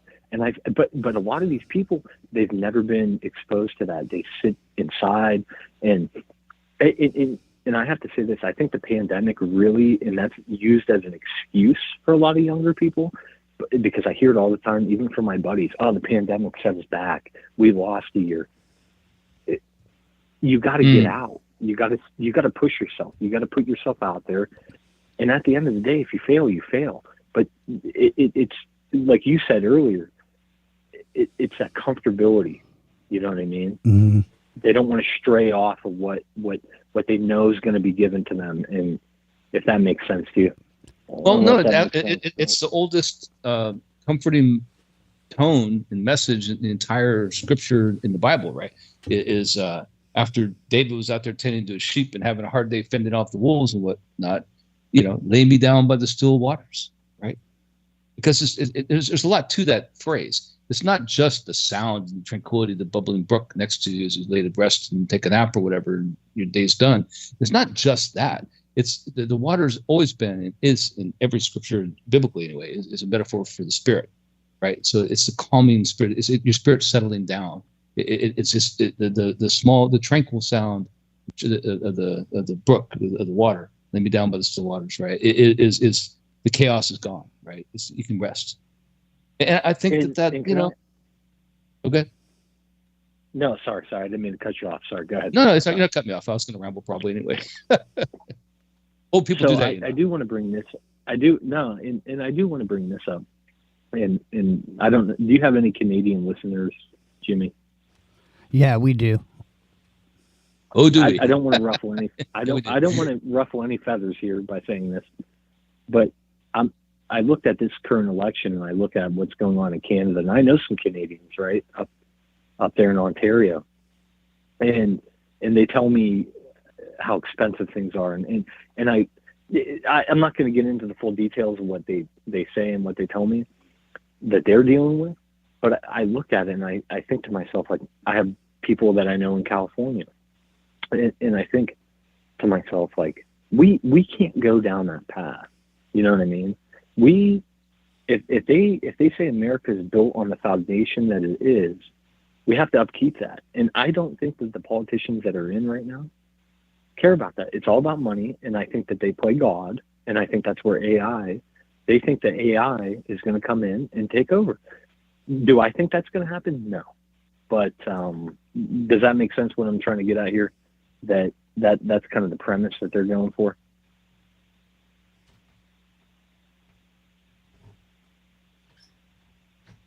Cricket.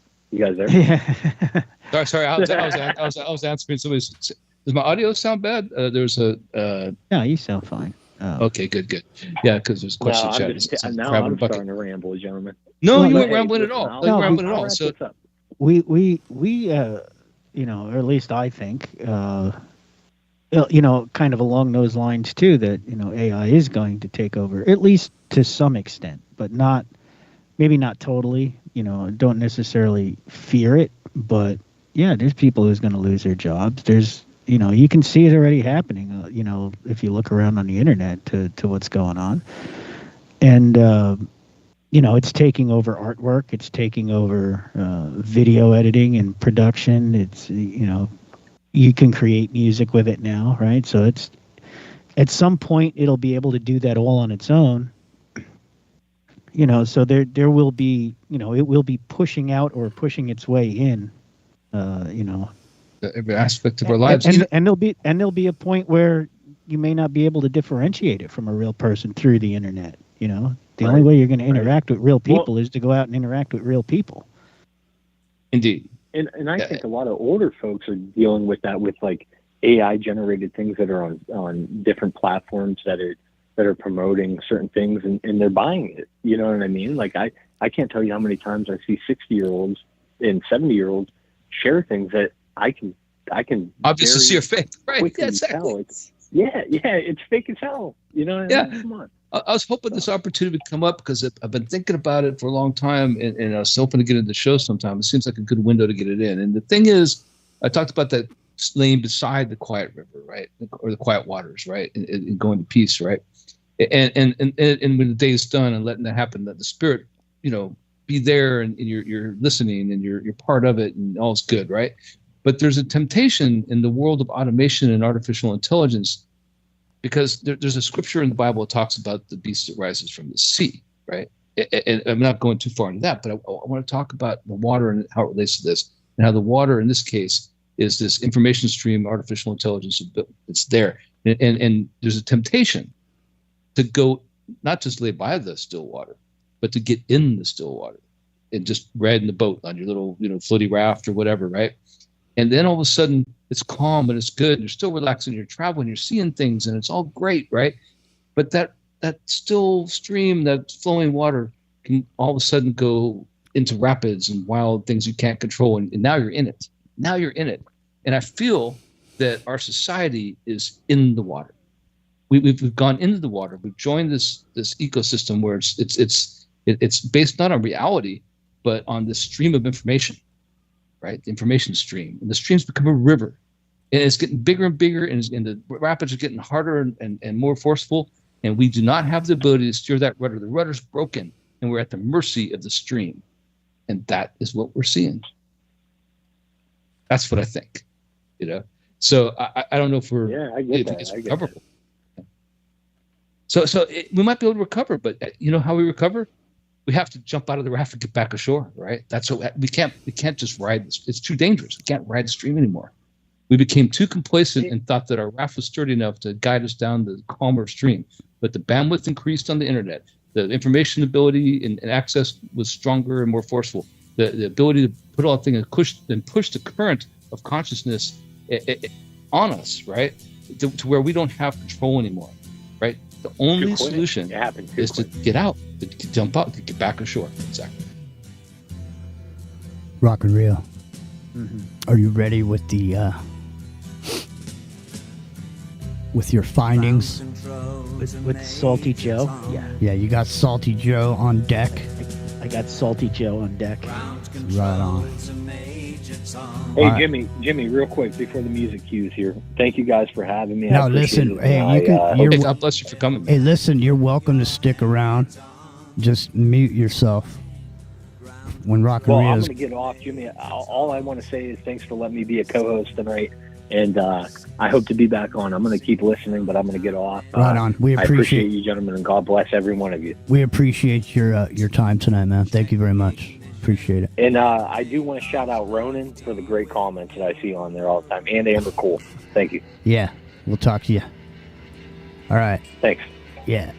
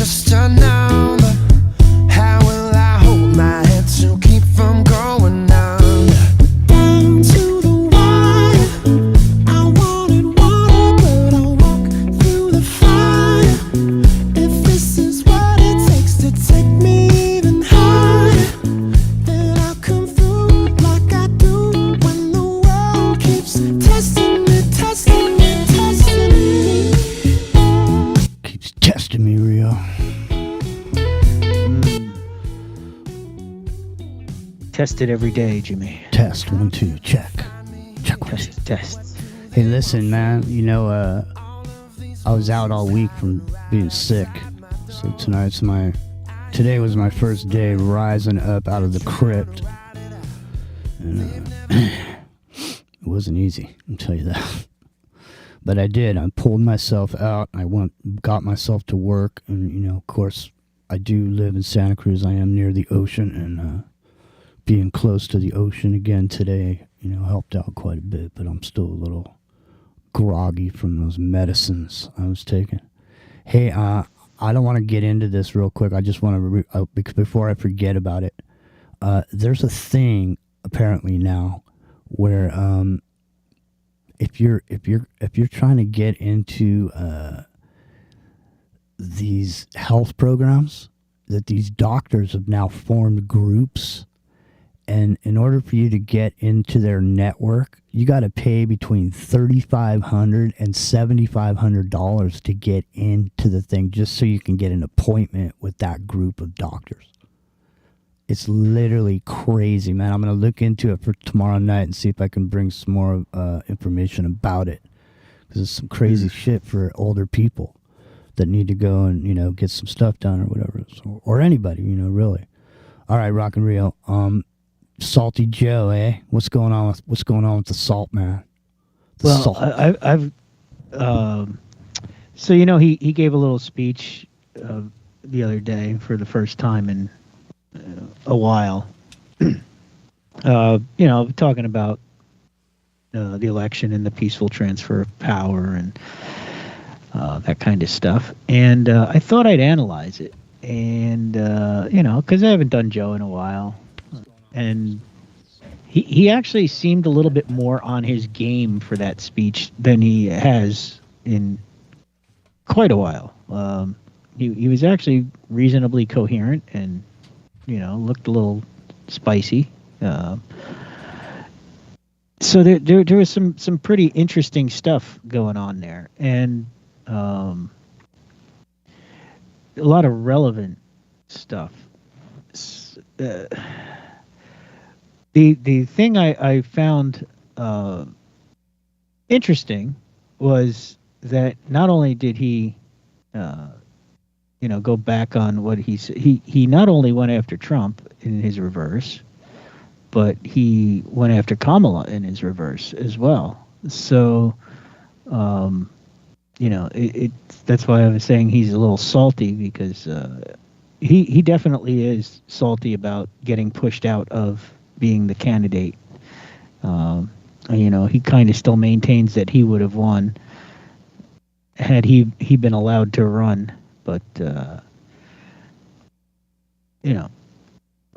I guess before I actually, I don't know, because I have some open mic stuff that's not Joe from that presentation too, which is kind of really interesting. But I will. I guess we'll start with the Joe, and then I'll get to the other open mic stuff at the end, because it is fascinating. Let's see. So I guess probably the best place to start would be near the beginning. And here's where he comes on, right? So, good morning.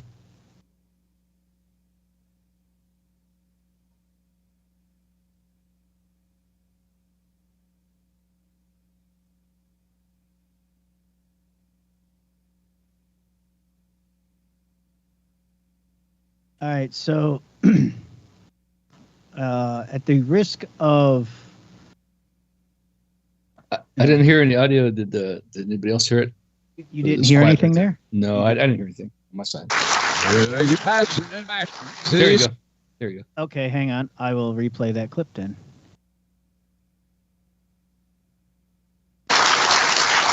Good to see this cabinet and staff together here. He says, good morning. Thank you. Good to see the cabinet and staff together in the very beginning when he's introduced. So I don't want to get the censor gods very upset, but there will be a word about using a weapon and the result of that. And it's he says, see the MAGA's bastards, their master, see you shoot him to death. He repeats that, and then he says, get on it. So, given the light of the situation that occurred with the Donald, that's pretty interesting. And there's actually a second reference to something similar a little later on. So here, let me slow this down a little bit. So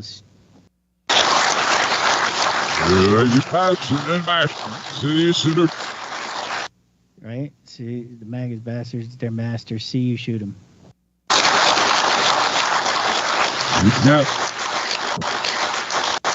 Right? To death.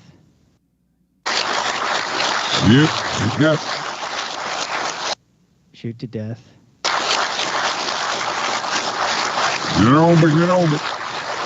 Get on it. Right? So that's, it sounds like a call to action to me. What do you think, Epic? Epic? Jimmy? Anybody? Oh, okay. I guess nobody's here. No, you caught me wandering with my mic down. I flip it up, and it mutes it, right? But I had the double mute going. I had it flipped up, and I was walking on. But play the last part there again. So when I just heard something about me at the end. I didn't hear the first part. He says, "See their master, the MAGA's bastards, right? See their master, see you shoot him to death." And then he says, "Get on it, get on it, get on it." I thought it said something about me. Okay, not me. I mean me. They said me. The word me. Go ahead and play it again. I didn't hear that part. Yeah. Let's see. You pass it and back. See, Senator. Yeah. Yeah. Shoot to death. Get on it. Get on it. Get on it. Get on it. Get on it. So, that's get on it at the end. I heard get on it. Yeah, I don't know where I got the me from. I was walking off to the kitchen with my mic muted at the time. I was listening, and I heard something about. I thought he said me. Was there a phrase before this that I'm missing? No, that was it there.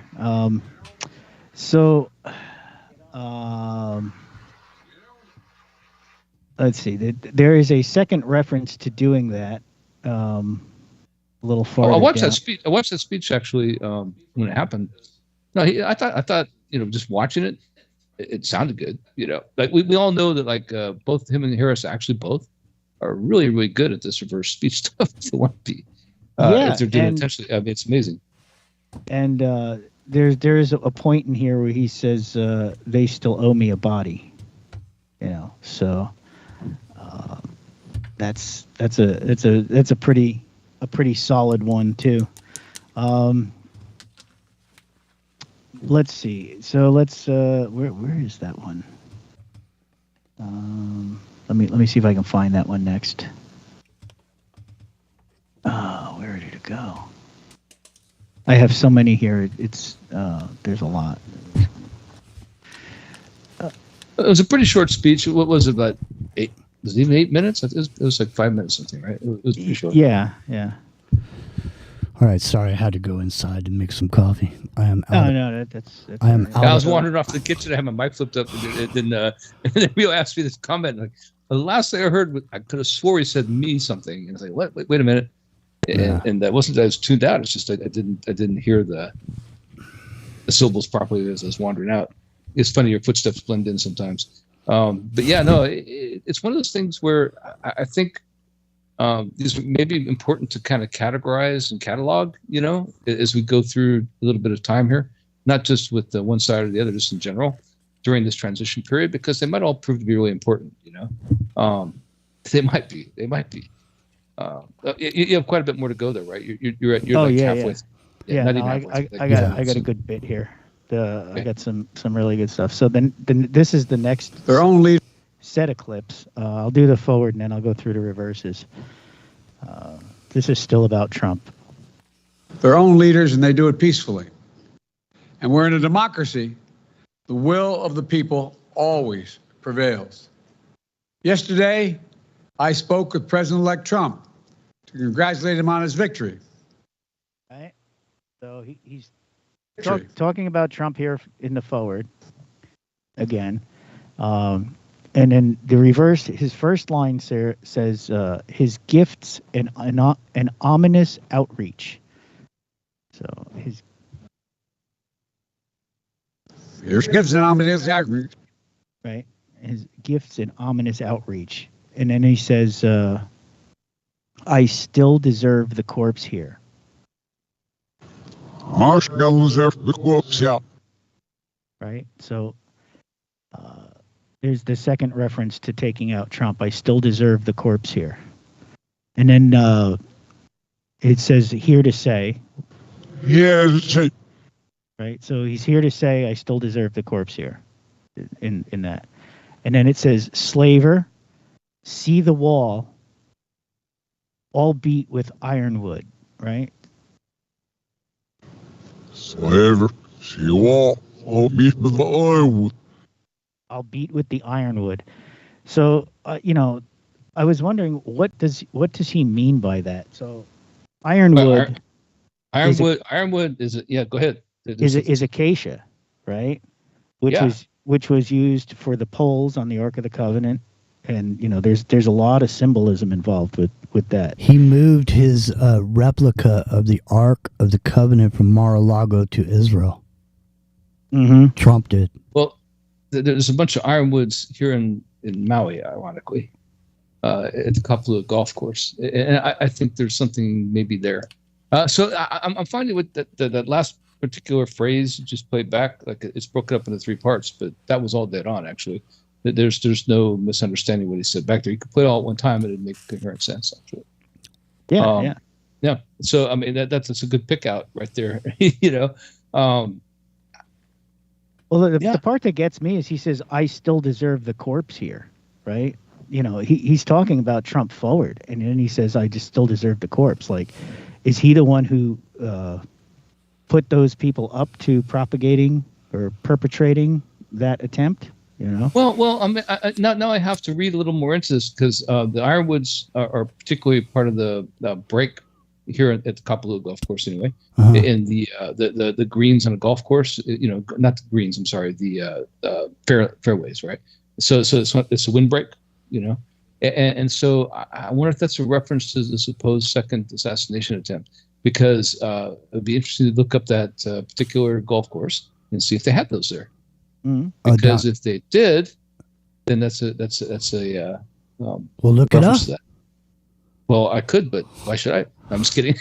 Well, I mean, I'm just saying, man. What am I, the runner? But it's interesting, actually, that is a reference. And the acacia tree reference being part of the Ark of the Covenant, the wood that's in the Ark is also important because he does have a replica of the Ark of the Covenant that most people don't even know about. And he sent it to Israel. Yeah, exactly. He sent it the other day. So he's gonna beat. He says, "The slaver, see the wall. I'll beat him with the ironwood." Right. So see the wall. He sent it to the wall. He sent it to Israel. He sent the Ark of the Covenant to Israel. Right. It's also and it's reference, right? Iron and wood. Irons and wood. Ironwood. It is. Yeah, and it's also a reference. Trump says he wants to build a wall, and he's going to start building the wall again. Right. So.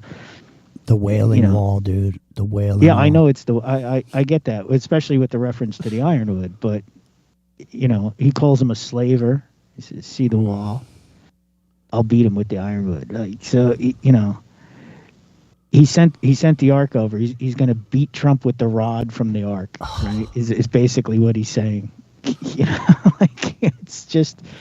It's bizarre, but he wants that corpse. He's the first message, where he opened up. It said, you see their master, you see you shoot him to death, and get on it. And then he says, "I still deserve the corpse here." Like, what is up with that? Like, Salty Joe is calling for some violence. It sounds like to me. In reverse, though, let's just say, no one's calling for violence. No one's calling for violence. We're finding that there's seems to be calling for violence in reverse. Yes, of course. And so then the next thing he says here is, "I will seat those Dems, dirty lawyer." The offer said in reverse. Now listen.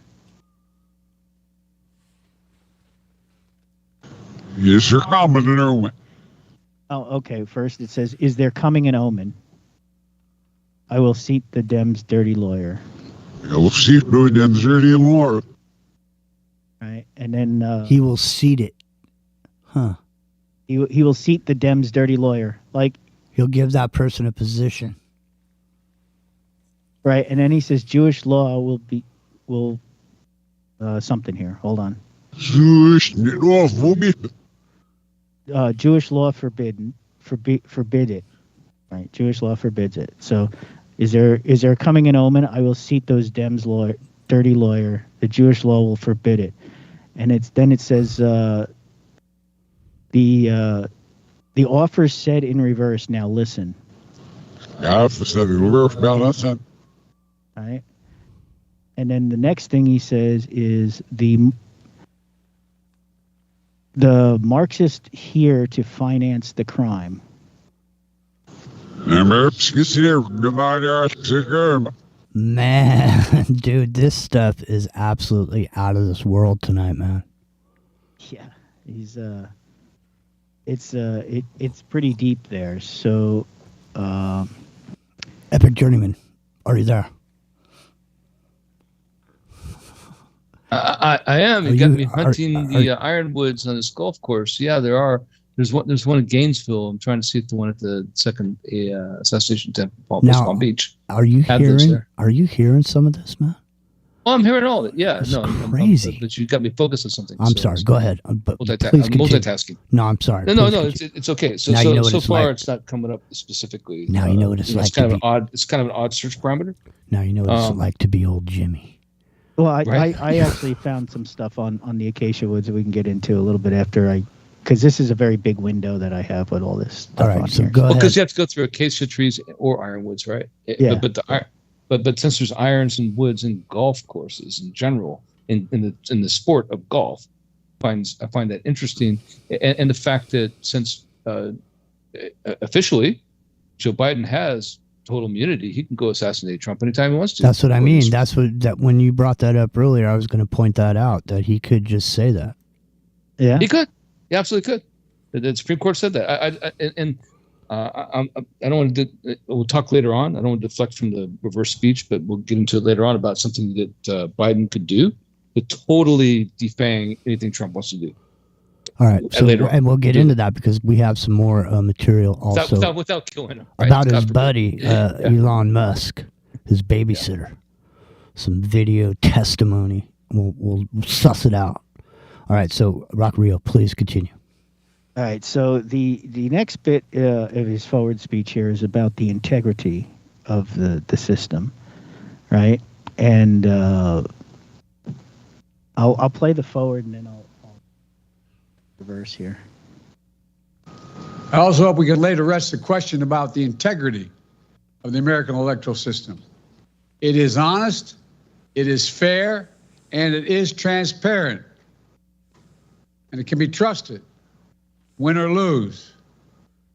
I also hope we can restore the respect for all our election workers who busted their necks and took risks at the outset. All right, so the first line here is it's going to say they tried to serve us, to stand with this office, and then there's something that I couldn't make out. It was a little bit unintelligible, and then it says to shield the law. That's the first line here. So they tried to serve us, to stand with this officer. That's right. The service scandal. The top.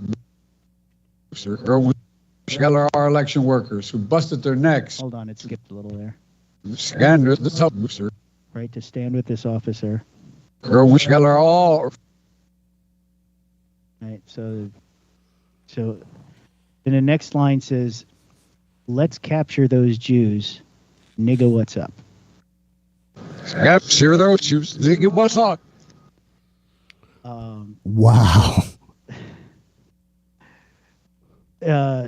So all I know, it serves demons dinner. So learning. It's harsh, and it can be trusted. I'll slow that down a little more. It's harsh, It serves demons dinner. It says, and the earth served Satan today. Brave city, it's our city. My sisters know all the crime in that. The earth serves Satan today. Right, the earth serves Satan today. Brave city. Brave city. It's our city. It's our city. My sisters know all the crime in that. My sisters know all the crime in that. Then he says, eat her guests. Me, if I'm going to show, must serve an illegal. Balls up. Eat her guests. Me, if I'm going to show, serve an illegal. Balls up. Right, so he refused to go to the dinner, right? The Kamala's celebration dinner or election night dinner. And he said, if I'm going to show, must serve an illegal, balls up, right? So, I'm not even sure where to go with that, because he says eat her guest, right? Eat her guest, and then if he's going to eat the guest, it must be an illegal, balls up. That's a little tough, man. That might be another golf course reference, like taking a mulligan. I mean, there's balls up, yeah, or it's time for you to, Well, hopefully he's not talking about man corn. Yeah, right. I mean, bring down the temperature. Who's the mastermind here? Right? Who's the mastermind here? Mm-hmm. See the crime while I sit up. That one, I don't know what that one was. Hey, we're coming up on the break. It's revolution.radio. Come on down, become supporters. We're here with Rockin' Rio, who's got reverse speech on the Joe Biden acceptance and peaceful transition speech. Literally unbelievable. Rockin' Rio. I don't know how much time he spent, but it sounds like this is just unbelievable. And coming up next, he goes after Kamala. All right. We'll be right back. Well, all around them criticize and sleep.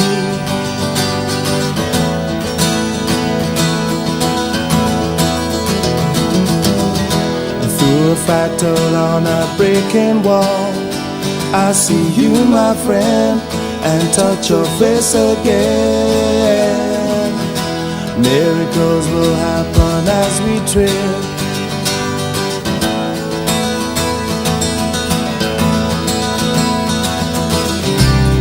But we're never gonna survive unless we get a little crazy. No, we're never gonna survive unless we are a little crazy.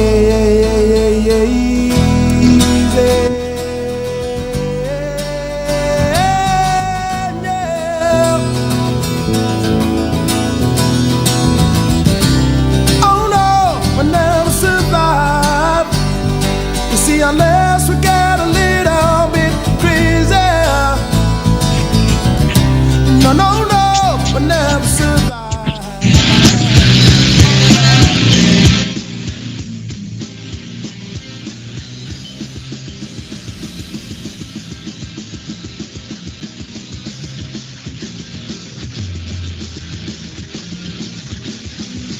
Thank you for listening to Revolution Radio.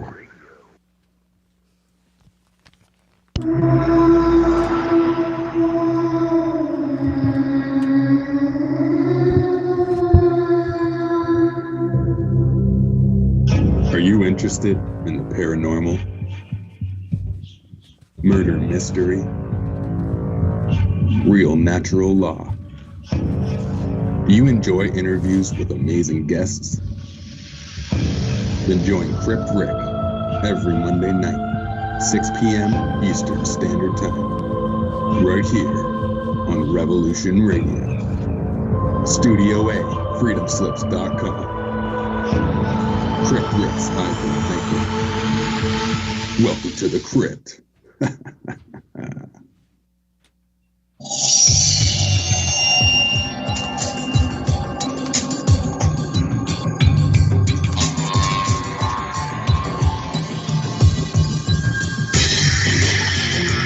It is no secret that the so-called mainstream media is best described as controlled propaganda. Countless news stories are either totally ignored or spun with half-truths, and because of this, essential facts and vital information are often compromised. Join Dr. Ott every Friday night on Studio B at 10 p.m. Eastern and learn why The Story Behind the Story was nominated for a Peabody Award in its second year of producing unparalleled broadcasting excellence in 1997. That is, if you really care about learning the truth.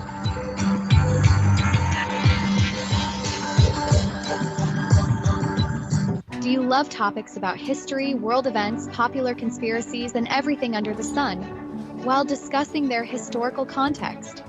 Then welcome your host, Trinity, where no topic is off the table, truth is spoken to power, and where your voice can be heard.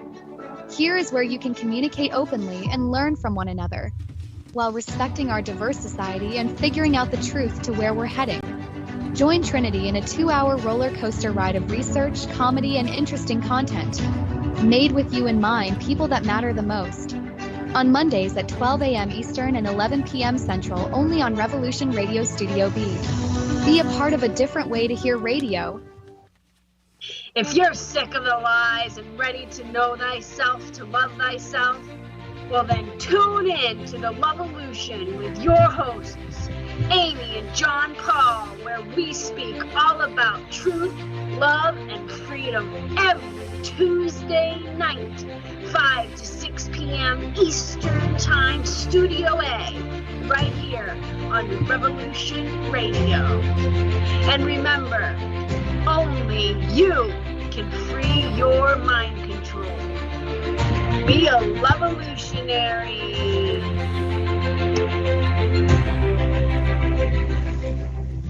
Interrupt your normally scheduled programming to bring you this important broadcasting announcement. Now is the time to explore your greatest potential, embracing truth, health, and wellness while discarding the system and exposing its corruption. Experience true freedom every Saturday night between 6 and 8 p.m. Eastern Standard Time, live from Studio B. It's the Jonathan Wright Show. Find it right here at revolution.radio.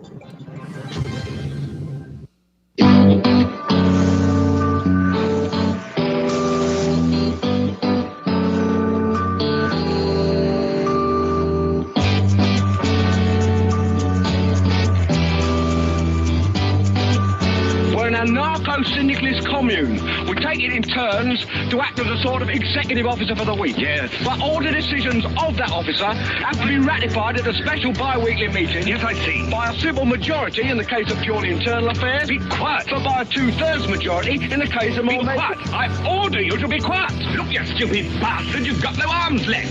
Yes, I have. Look. It's just a flesh wound. I don't believe I've seen such a display of courage, skill, nerve, grace, and stupidity. I'll do you for that. Oh, what? Come here. What are you going to do, bleed on me? I'm invincible. You're a loony. The Black Knight always triumphs. Roundtable Live, Monday through Friday, 1 a.m. till 4 a.m. Eastern Time. Bring your mind, bring your ideas, bring your voice. King Arthur had nothing on us here at Revolution Radio, freedomslips.com.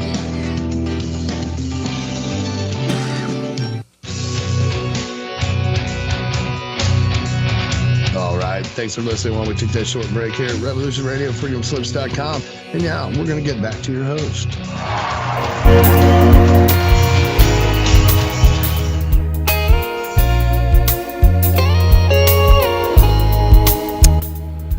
It's Friday night, coming into Saturday morning in the Santa Cruz Mountains. My name's Jimmy. Consider the microcosm, hour number 3.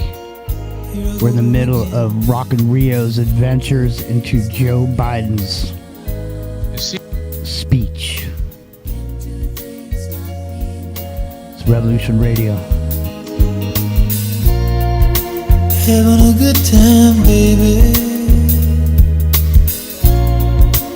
Wish you were here. Thinking about you, baby. Feels like you're near, and you can. 718-618-9905 is the number to call. You can't do a thing to stop him. Rockin' Rio, even if I don't know. Rockin' Rio, are you there? I am. I see Epic Journeyman. Keep it clear. I see Epic Journeyman coming through the mist there out of the jungle. He's sweaty. He's got a little dirt there on his chest. Like Blanca from Street Fighter. Wait, what? Something. You got something brewing over there, Epic Journeyman? I do actually, but it's not ready for prime time right now. All right. It's about Ridley Scott and his movies and the tie into the Trump, not just his campaigns but his life. It's pretty interesting, actually. I'm starting to really go off on it. Well, that's listen, what I was actually. And tomorrow night we'll going off on here. Yeah, tomorrow night we'll delve a little bit more into some of what we got going on tonight. Because we have so much going on tonight, but the transition team choices are really important in respect to the concept of metropolis. We'll get into that tonight, right? It's the third segment. All right, so listen, Rock and Rio, have you returneth? I have returned. Okay, good. I am going to lean back and swill some of this Joe that I just made. It's like mud. And so I looked back a little bit through the chat here while we were on the break, and Drone had brought up a point that the dirty lawyer that he's going to seat could be Kamala, right? And because I've said, I still think that they might, if something happens to Joe, they might make her president, even if it's only for a month. I know, just because because they want to do it. We've talked about it. Or whatever. I'll bring that up later. Yeah, what Joe can do. But he said the dirty lawyer. Why couldn't that be Kamala? What if she comes? That would make perfect sense. I'll seat the dirty lawyer. Right. So what if it comes? Yeah, I mean, totally does. And that, I mean, we talked about that construction going on out there. I'll give a hint of what I was going to go with is the power of the pardon, right? So instead of ordering SEAL Team 6 to kill his rivals, what Biden can do is use the unquestionable pardon power of the presidency to go ahead and pardon all these people ahead of time. I mean, a bunch of people, not people think it's always Hunter or something like that. No, he can go ahead and pardon all the DACA dreamers, pardon them all, right? They're all of a sudden able to go for citizenship, so they can't be shipped out of the country. He can go ahead and say, you know what? I'm going to pardon every military person, everybody in my cabinet, everybody who ever spoke out against the Trump administration. Pardoned. Can't be prosecuted, can't be brought up, can't be brought out of retirement to trial, something like that. You can go ahead and say, I'm going to pardon all the abortion clinics and doctors and everything out there in the country. And there's nothing that anyone can do. And what it serves is a rebuke of the Supreme Court. You guys effed up, and we're going to make you have to eat your words. Go ahead, undo it. You can't. Mm-hmm. Wow. Right? That's a pretty deep perspective right there. Epic journeyman. He could do it, man. And then he could step could. down and make Kamala president for the last 60 days and have her do whatever she wants to, right? I know. So, I mean, just run and then wild. She could pardon him for anything. Right, exactly. She could pardon him, and exactly. So, I mean, and then there's not the Supreme Court says presidential immunity, so it doesn't have to go send SEAL Team 6 to assassinate his rivals. You can just undo their entire administration ahead of time. You guys just sussed it out, because if he makes her president, then she can turn around and pardon him. Yeah. Well, because he's got full president, he could pardon himself. Yeah, I guess with that. Right, exactly. Yeah, with that power. And the Supreme Court said he has absolute immunity, That's so right. Matt, he doesn't have to be a bad guy and kill anybody. He can just go ahead and defang the entire incoming Trump administration of all the things they want to do. They want to dismiss all the civil service employees, all the people who are longtime servants of the government, right? Mm-hmm. Get rid of them, put loyalists in there. He can just totally pardon anybody of anything, and say that he can make a decree, essentially, because that's what he used the word Trump did in that we talked earlier. He said about him making decrees. He said he'd declare.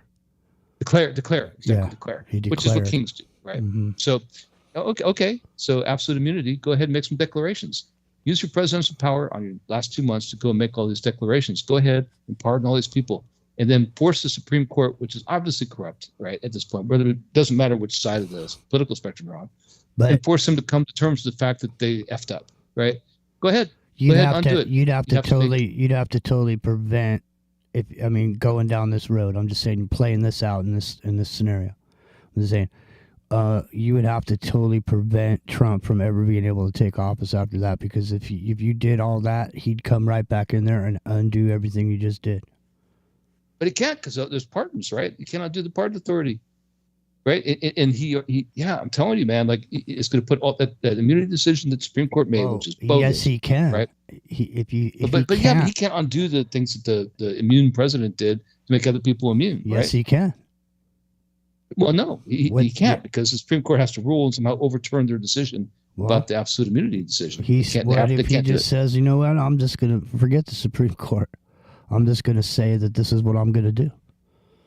Well, then there's not three equal branches of government anymore. No. And then all of a sudden the Constitution isn't valid, right? Then he's a dictator. So there you go. Yeah. And that's, that was the dictator thing is a lot of people's biggest fear. That's right. Go ahead, Rock and Roll. All right, so let's shift back to Kamala and how Joe really feels about her in reverse. He obviously he's really mad. So. He got upset. He's not happy with the decision to have to walk away. Yeah, no, he's really mad. You will hear some of the I believe that actually. It's pretty the polite things he says about her. Let's see. I'll play this forward and then I'll hit the backwards here. You can't love your neighbor only when you agree. Something I hope we can do no matter who you voted for. Right? So he's given stuff here. He says, offered up you her diamond. The hoe is nasty. Hoe is nasty woman in this. Like, so he calls her a hoe. He says, you're going down below. Remand their evil and mask it. Here we go. Offered up you her diamond. The hoe is a nasty woman. Offered up you her diamond. The hoe is nasty woman. Let me do that slow. Something I hope we can do no matter who you voted for. Offered up you her diamond. The hoe is nasty woman. The hoe is a nasty woman in this. You're going down below. Remand their evil. Mask it. You're going down below. Remand their evil. Mask it. Right. And then, so then, hold on. I got to skip a little bit here. The next part.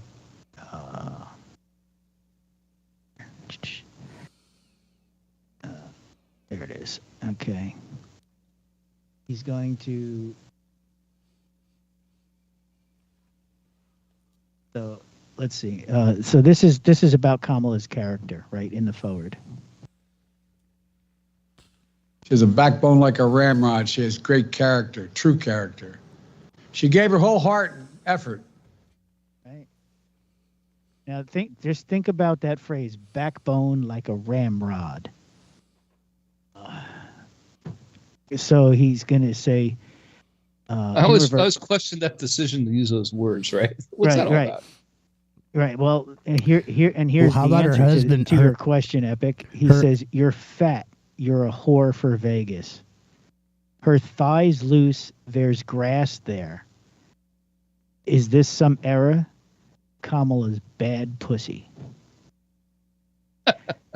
Sorry. That is hilarious. Yep. All right. So here's you're fat. You're a whore for Vegas. You're fat. You're a whore for Vegas. She gave her whole heart and effort. Let me slow it down. You're fat. You're a whore for Vegas. You're a whore for Vegas. Then he goes, her thighs loose. There's grass there. Is there some error? Grass, this down there, what don't look up is a backbone like a. And then he says, Kamala's bad pussy. Don't look up, was it? Did you see her husband said, now that she was running for president, she was going to put her head down and really go to work? I thought it was a bit weird to say. That's pretty funny. Yeah. I don't think he was thinking of it that way. I don't think he thought that through. No. Right? All right. Go ahead, Rock and Rio. So you can see he's a little discontented with Kamala. I mean, he called her a hoe. He said she belongs in Vegas. Her thighs are loose. He called her a nasty woman. So, I guess Joe is really not very, very happy with the decision. No. Yeah, it doesn't sound like it. Well, it's his fault. He said he'd be a one-term president. People voted him in because he basically implied that was the case. He's a transitional president. That's what he said. People took that to mean he'd be there for one term. And when he didn't, resign right away and let the process take place to put somebody in his place, they get pissed, right? Mm-hmm. And so I think it didn't matter who they put up there at this point. There was 107 days left. They could put anybody up there. You don't have time. It's a miracle that I always said Kamala's the worst person they could put up there, not because they don't like Kamala, just because she's like the most electable person that's in waiting there, basically. She did good, honestly, to get that close, but still, I mean, why, dude? His own ambition, his own, desire to be remembered in history as this two-term great president because you have to have two terms, made him swing his decision in the wrong direction, not just, let it go when he should have. He should have made it known right in the middle, 2 years into his first term, was going to be his only term. People expected that from him. A big reason he lost is because of that. I say he lost because what day is it? Loss. Yeah. What? Go ahead. All right. So, before the speech and after the speech, they have the mics on, right? And you can kind of hear the reporters in the background and whatever. So I have a couple things on the open mic that I found really interesting just before the speech. And you'll hear the girl come on and she'll go up to the mic and she'll give the little, 1, 2, 3. She'll give a little count so that they can sound check the president's mic. Right. What she says is absolutely fascinating. And it's a little harder to hear because there's a little, wind noise in the background, and it's not, she's not right up on it full volume, but it's priceless. It's absolutely priceless. Here's the forward. Her character. Oh, no, that's not the forward. Hold on. Let me get back over here. Here's the forward. Come here. Oh, hi, Karen. I got you. Thank you. I want you back. I'm going to just. You know what? The problem is, yeah.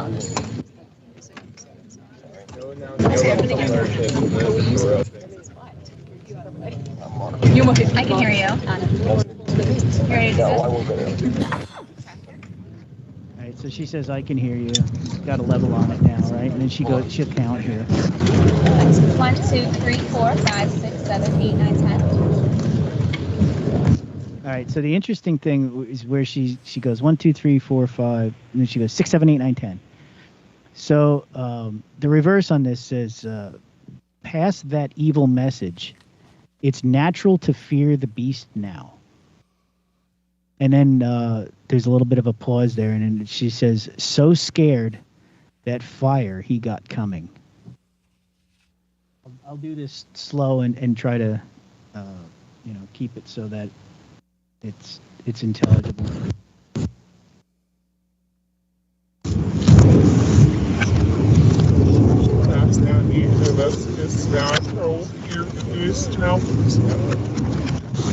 All right. Yeah, I know that the voice is low there, but 1, 2, 3, 4, 5, 6, 7, 8, 9, 10.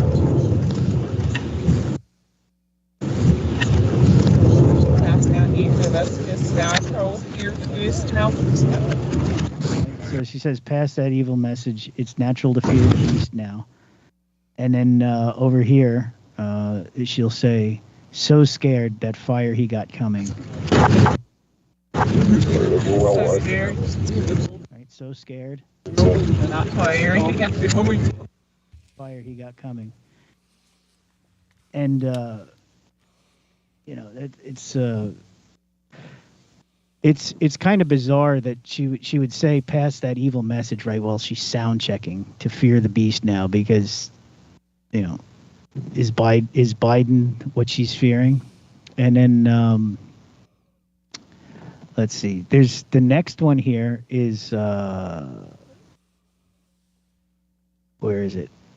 Okay, so the next subtle line says, "What's happening in there?" Right? Is the forward? She goes, "What's happening in there?" Like, because they're waiting, and the reverse is kind of shocking. What's happening in there? Right? Real quick, she goes, "What's happening in there?" And now you'll hear her say in reverse, "There's grooming in the basement."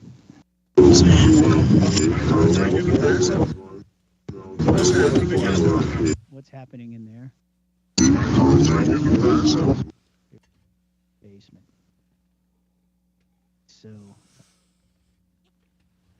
that's, it's a little bizarre for whoever did the sound check in the mic, but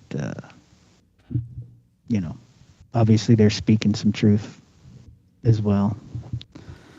Just thought I'd add that as a bonus. Wow. There you go. So is that the end of the reverse speech? That is the end of the reversing for tonight, yes. Damn, let me thank you. Let me be the first to say thanks, Rock and Rio, for all your hard work. That was a severe situation. I'd like to see, do you have all that written down? I'd like to hear the whole thing. It was good. Yeah, there's a lot of good stuff there, man. There was some other stuff in there that I didn't really get to, or didn't have time to. I'd like to hear pull the text. It all out, but these were the prizes I found. So. I'd like to hear the text all in one sitting, like one paragraph or whatever. Okay, so I'll just start at the beginning, and it says, it's what we just heard. Past that evil message, it's natural to fear the beast now. So scared that he's got that fire coming. See the MAGA bastards, their master. See you shoot him to death. Shoot to death. Get on it, get on it, get on it. What's happening in there? It's evil. There's grooming in the basement. They tried to serve us to stand with the officer. Shill her law. Let's capture those Jews. Nigga, what's up? So all I know, it serves the demons dinner. And the earth serves Satan today. The brave city, it's our city. My sisters all know the crime in that.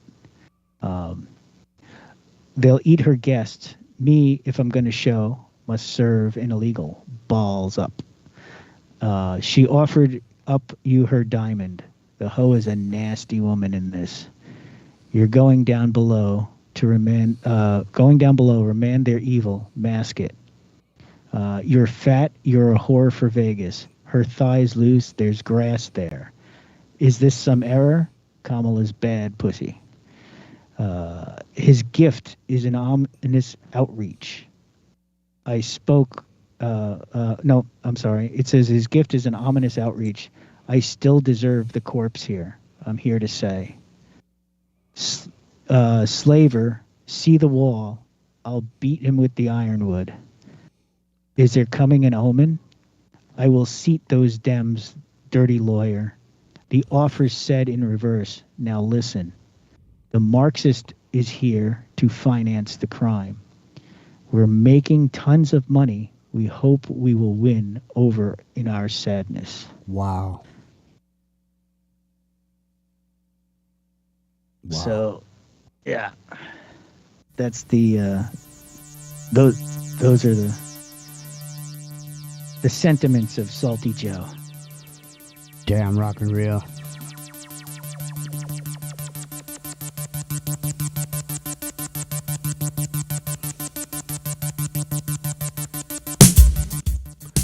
Well, so Rosemary was Elon Musk's babysitter, procured by May Musk, Elon's mother. Rosemary recalls statements made by the adults surrounding him, saying he would introduce the world to the beast someday. May was involved with recruiting prisoners from jail to prime them for the end times. Did Rosemary have a baby? She might have. I'll send you the link and you can reverse a bit of it,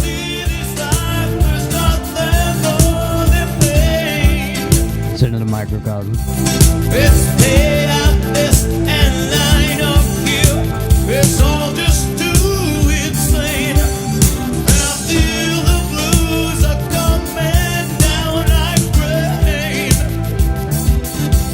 My feelings are so complicated. I wish I could explain. Turn into words or the way I feel. 718-618-9905 is the number to call. I really need someone, and I need something that's real.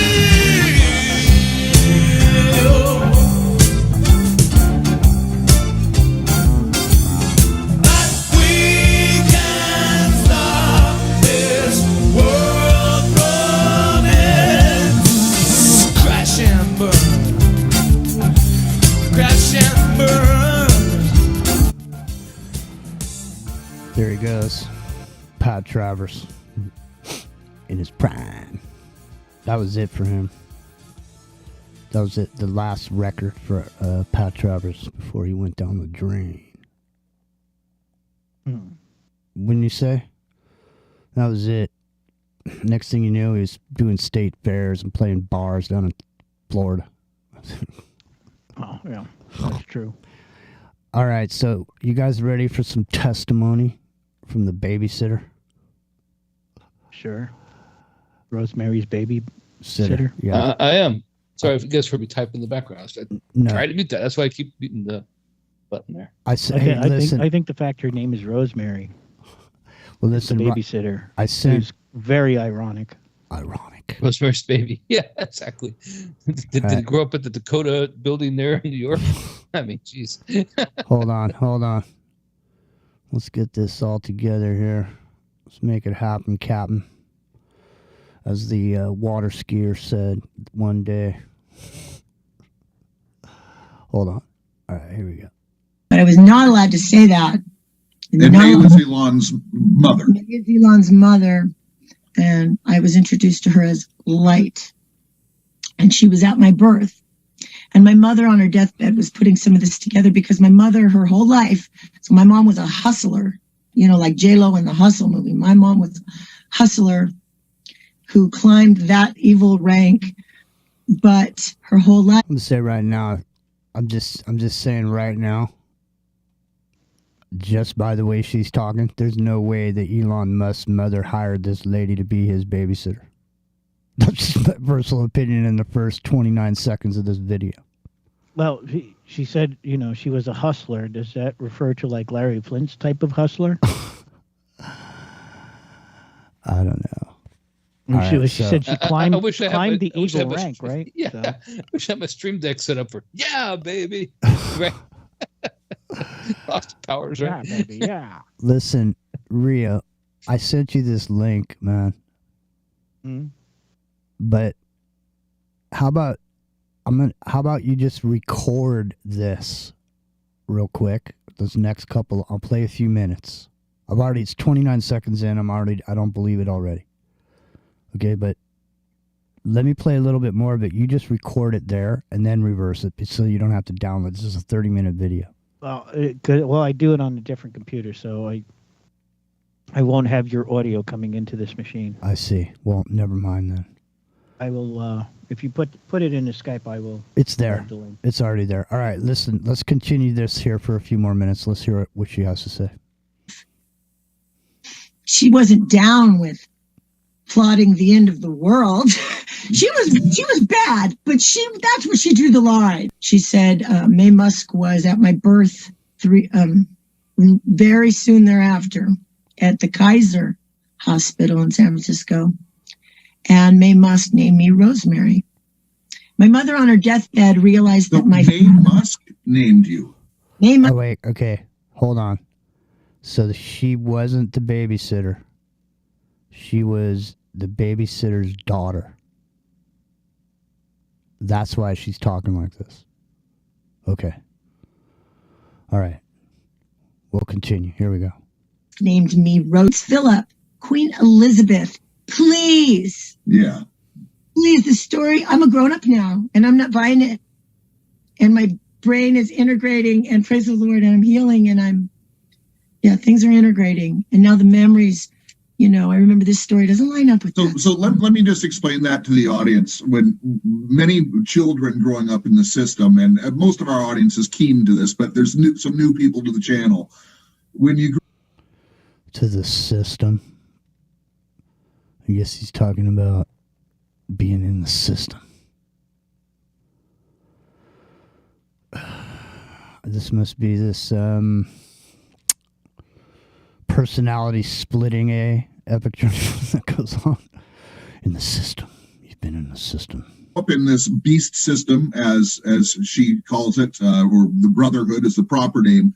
A lot of your memories, your brain is actually fractionized. They compartmentalize your brain. It's the MK Ultra is what a lot of people refer to it, but there's actually more distinctive programming depending on the giftings of the child and the different things. So what happens to survivors who come out of this is after about 20 years of being free from it, your mind starts putting together the. Okay. I want to go back. So you're growing up. Your mother's a madam. You've met these people. You know about May now in retrospect.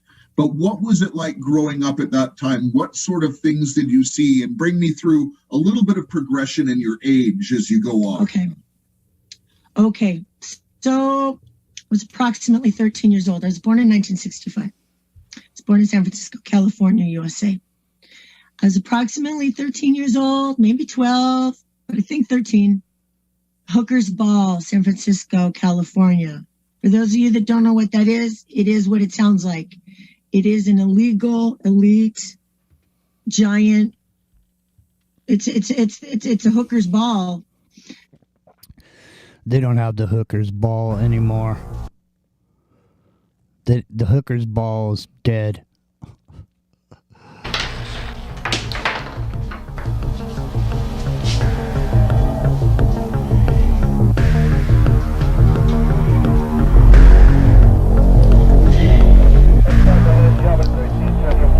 All right, Goodson. We know you're in there. What's that? I think someone's out there.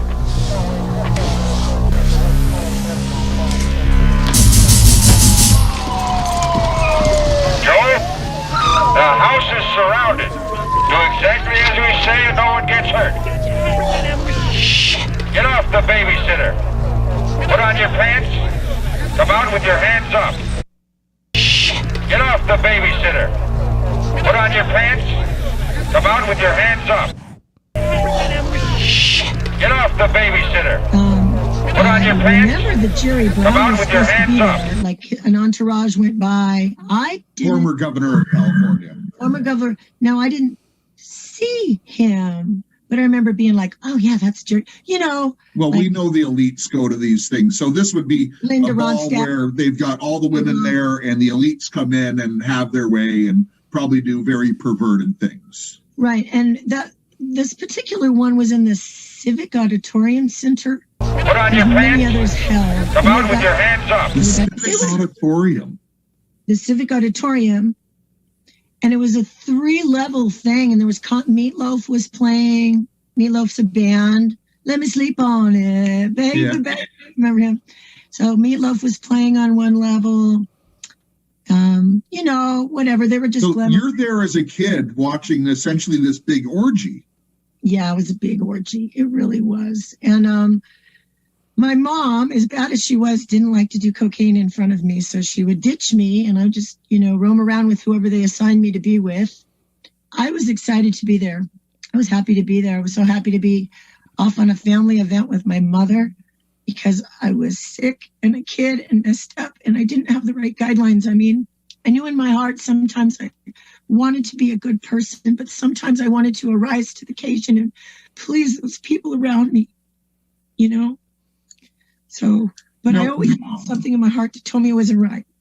Now, you had said, I believe in one of your videos that, you were kind of like a servant in the system. You could explain that to me a little bit. How were you a servant? Okay, so let me give a little bit of ground. So there was a movie that Brooke Shields was in. I think she was 11. which is a little girl called Pretty Baby. And she was a child growing up in a whorehouse. Well, it was kind of not exactly, because my mother kept lots of houses, and, you know, our home base was our home base. So, but there was a child growing up in a whorehouse, and they auctioned her off in Louisiana. And I remember What does this have to do with Elon Musk? So far, I mean, just like 5 minutes. Rock Rio. What's your timestamp there, Jimmy? That's stopped at 5 minutes and 3 seconds. I was wandering off into the weeds there for a second there, man. I was like, okay, where's the tulips at? Where's the chemicals to get rid of those weeds out here in the fields? What's going on? Now, the video you have, is that like 30 minutes long? Yeah. Okay, so you're at the 5 minute mark? Yeah. Okay. Because I have it here, and I'm just trying to figure out where to look. Yeah, we'll just chop it from 5 minutes back. I mean, So she said she was Elon's babysitter. That's the gist of it, right? No, she gave us backstory. She's still going through the backstory, right? This is what it says on the video. It says, this is the description. Rosemary was Elon Musk's babysitter, procured by May Musk, Elon's mother. Rosemary recalls statements made by adults surrounding him, saying that he would introduce the world to the beast someday. May, who was involved with recruiting prisoners from jail to prime them for the end times chaos. Rosemary recalls May bringing TVs to the prisoners. Rosemary also remembers Elon inviting her into his room, where she saw a portal open up. You can find the original very long video at Shalom Girls video channel. Shalom Girls. Well, okay. This this is what the interesting thing was, is the dark MAGA aspect and the inviting her into his room, where she saw a portal open up. And this is where this is where the information relating to Elon Musk introducing humanity to the mark of the beast. Well, he is. I mean, there's little doubt about that, actually. I don't know if it's intentional or not. It's just like, that's the thing. Like, if you were to actually add this up to how it make it work in scripture, you don't have to, then Trump is a lawless one, and son of perdition, lawless one, and then introducing the beast of Rasmussen, which is artificial intelligence, which is Elon Musk, right? I mean, absolutely. He wears the Doom outfit for the Mars thing. It's supposed to be a parody of him being the guy from Mars, kind of crossed with Iron Man, and that with the red suit with the double logo on it, right? Making the X symbol all the time, and the X symbol being associated with the coming of the Antichrist, or even going back to Charlie Manson, the X on the forehead, all these things. Meaning, I mean, the X is always, it's never a good thing when it's used that way, right? Because it also is a broken cross, going back to way back when, right? In time immemorial to anti-Christian beliefs. So what is it exactly then? Now, let's say that's a peace symbol, broken cross upside down with the cross upside down, but also X, right? Because that's the original cross. So, put on your pants, come out with your hands up. Why X? Well, I already found something. It's not her. It's actually the guy that's talking to her. He says, you can reverse all you want. Wow. To her, right? So he says, he talks about speaking in reverse twice here. So I'm sure that there will be something in here. Well, because he's giving her permission to do it.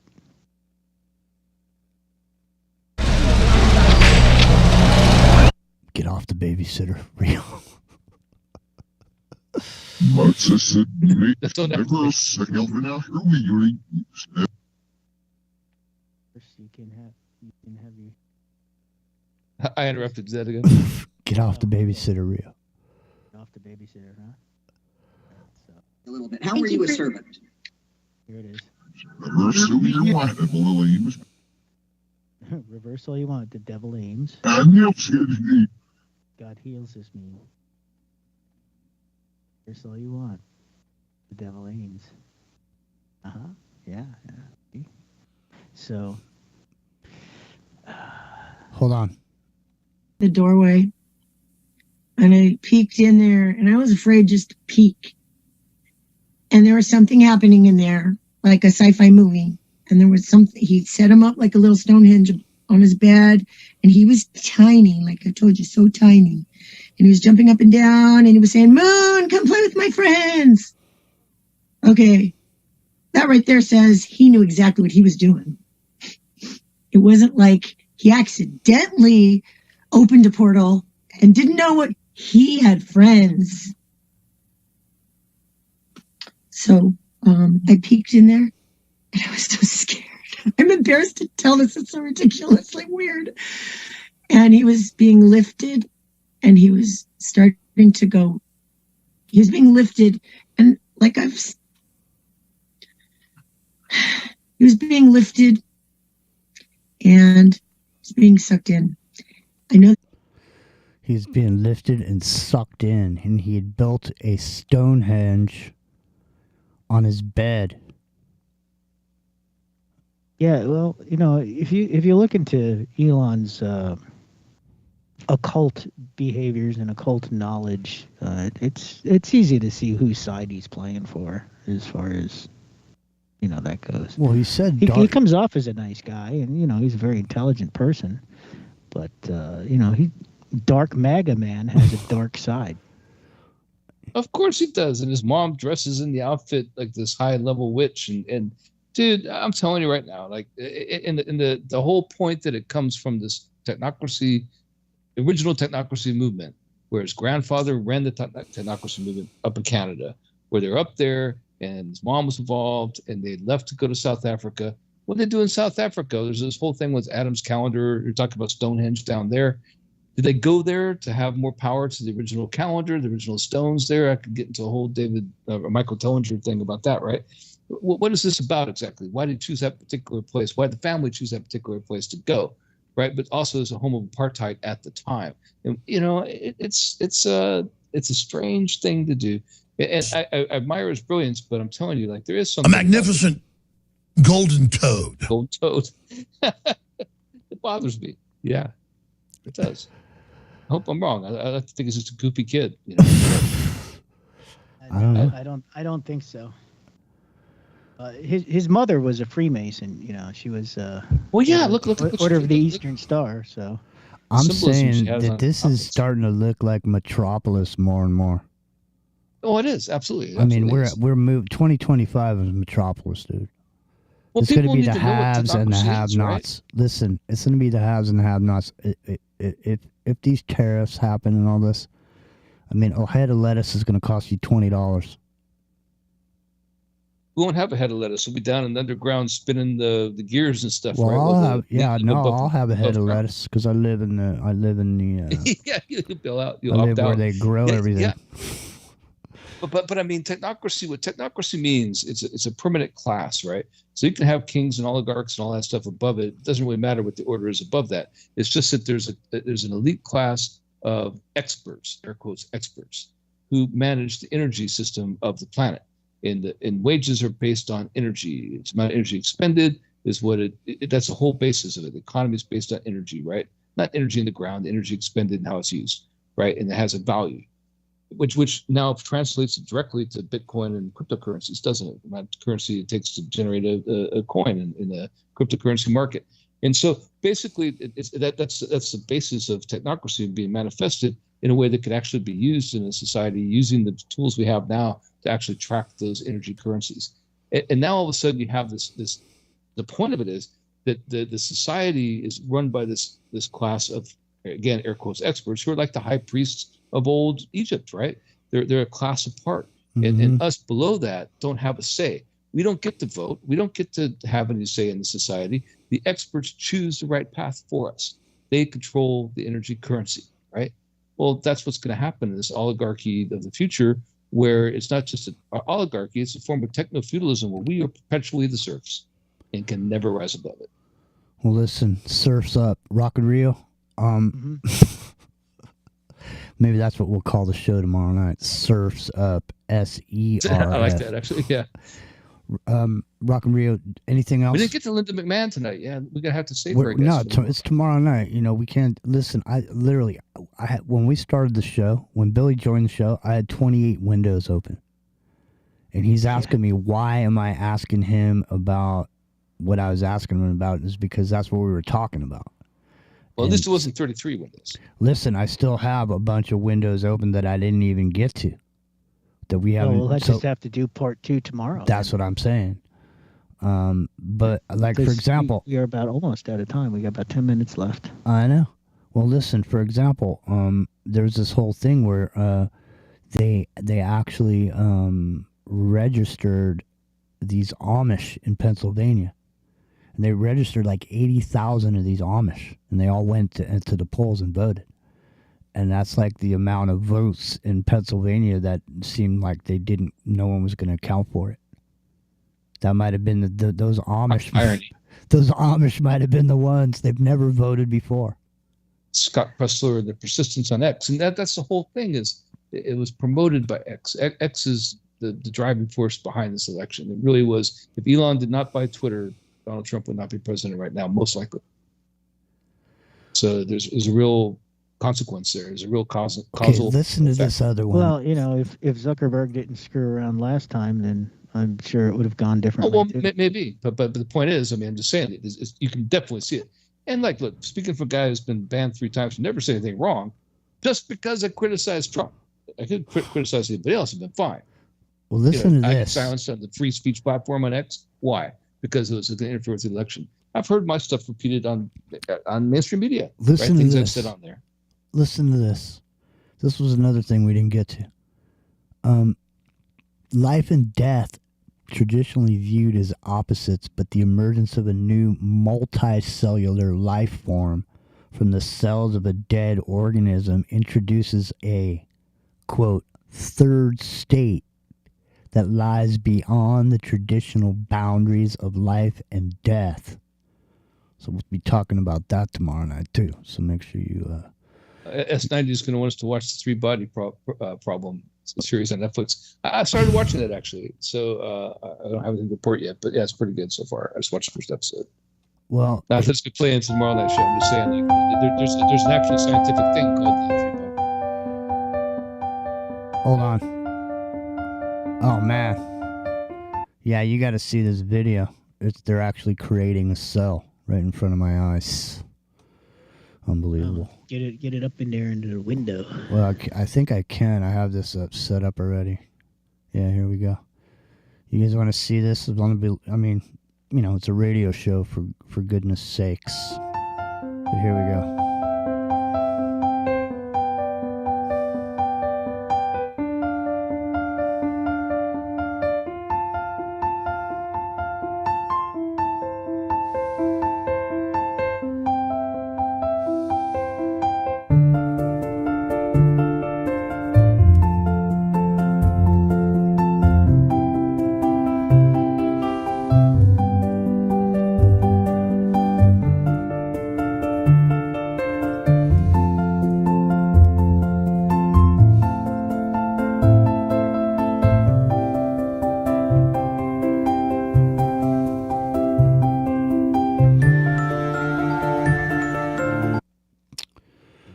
Crazy stuff, man.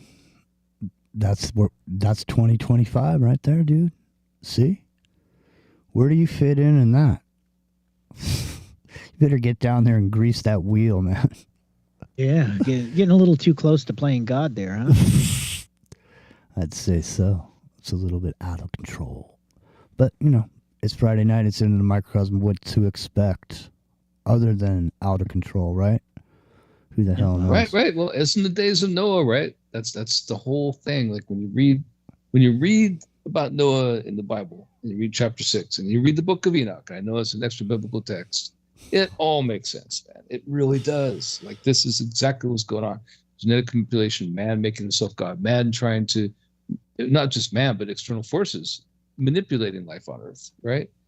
And why did they shut down the Göbekli Tepe? There's only 5% of it dug up, but Turkey shut it down. Why are all these sites being found now that have totally different things? Pompeii, there's all this artwork being found, all these things that have been there for years and just now digging them up. or they just not want to dig them up because they didn't want people to know about them, right? Because it showed something else was going on. Yeah, right? well, I get nervous. I just saw something the other day where they had found an entire civilization in the Amazon that's been buried and jungled over, but they apparently had very advanced technology. Well, I don't know, man. It's almost the end of the show. We'll wrap it all up in 10 minutes or 8 minutes, whatever. Yeah. Yeah, it's almost the end. Tune in tomorrow. This is maybe the end. Linda McMahon will find her way in there because there is a connection between all this. No, there totally is. Right. Yep. 100%. 100% too. It's amazing, actually. It's amazing. And yeah. I knew you would get inflamed.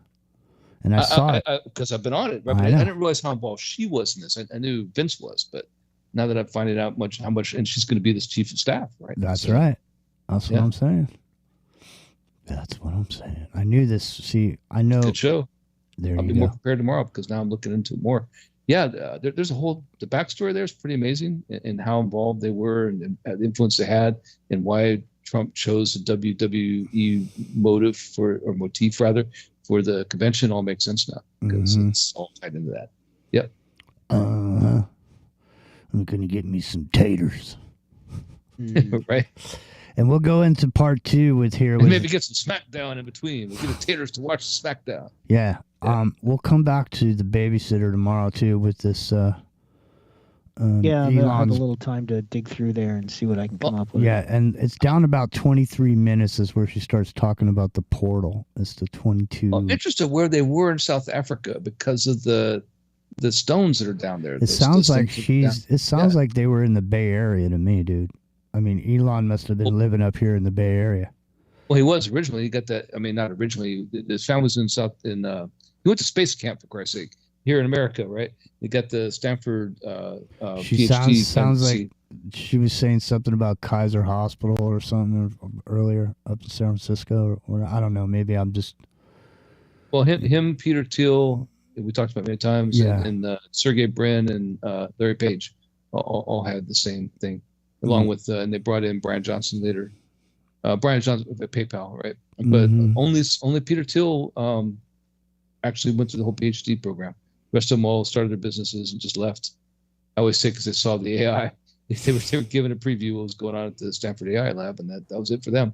You know, they moved on to the real graduation course, right? All right, listen, you guys ready for tomorrow night? We'll see you then, 7 o'clock Pacific on YouTube, and in the Microcosm Jimmy Jean on YouTube, and freeworld.fm. And Revolution.radio is fully listener supported, so come on down. But if he's in there rolling around hacking him up, and he's got a goblin guide, taking him into the cave, I'm not expecting him to not get dirty, especially up to his ankles. I don't want to see him kissing goblins, having political succubus with goblins. I don't want to see him ingratiating goblins. He's the golden toad, Jimmy. He's the golden toad. All hail the returneth of the golden toad. Now it's time to get on with the show. And so tomorrow night, I think the pink cloud dissipated? It looks like it has. It might have. I think it did. What's the problem with the pink cloud? You're not on it long enough. You know what I mean? You just want to, I don't know. You just want to just kick it. Relax. It all looks great in the light before sunset, but the sun eventually goes down. Yep.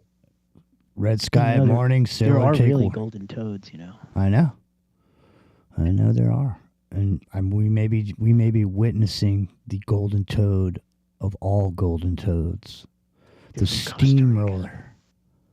Just keep them distracted with the World Fair and golf.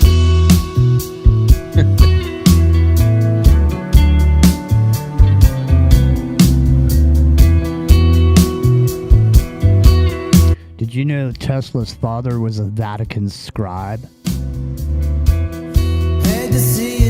heard something to that effect. I knew his grandfather ran the Vatican. Yeah. Well, I think, man. Was he actually at the Vatican, though? That I'll look into that. Well, listen.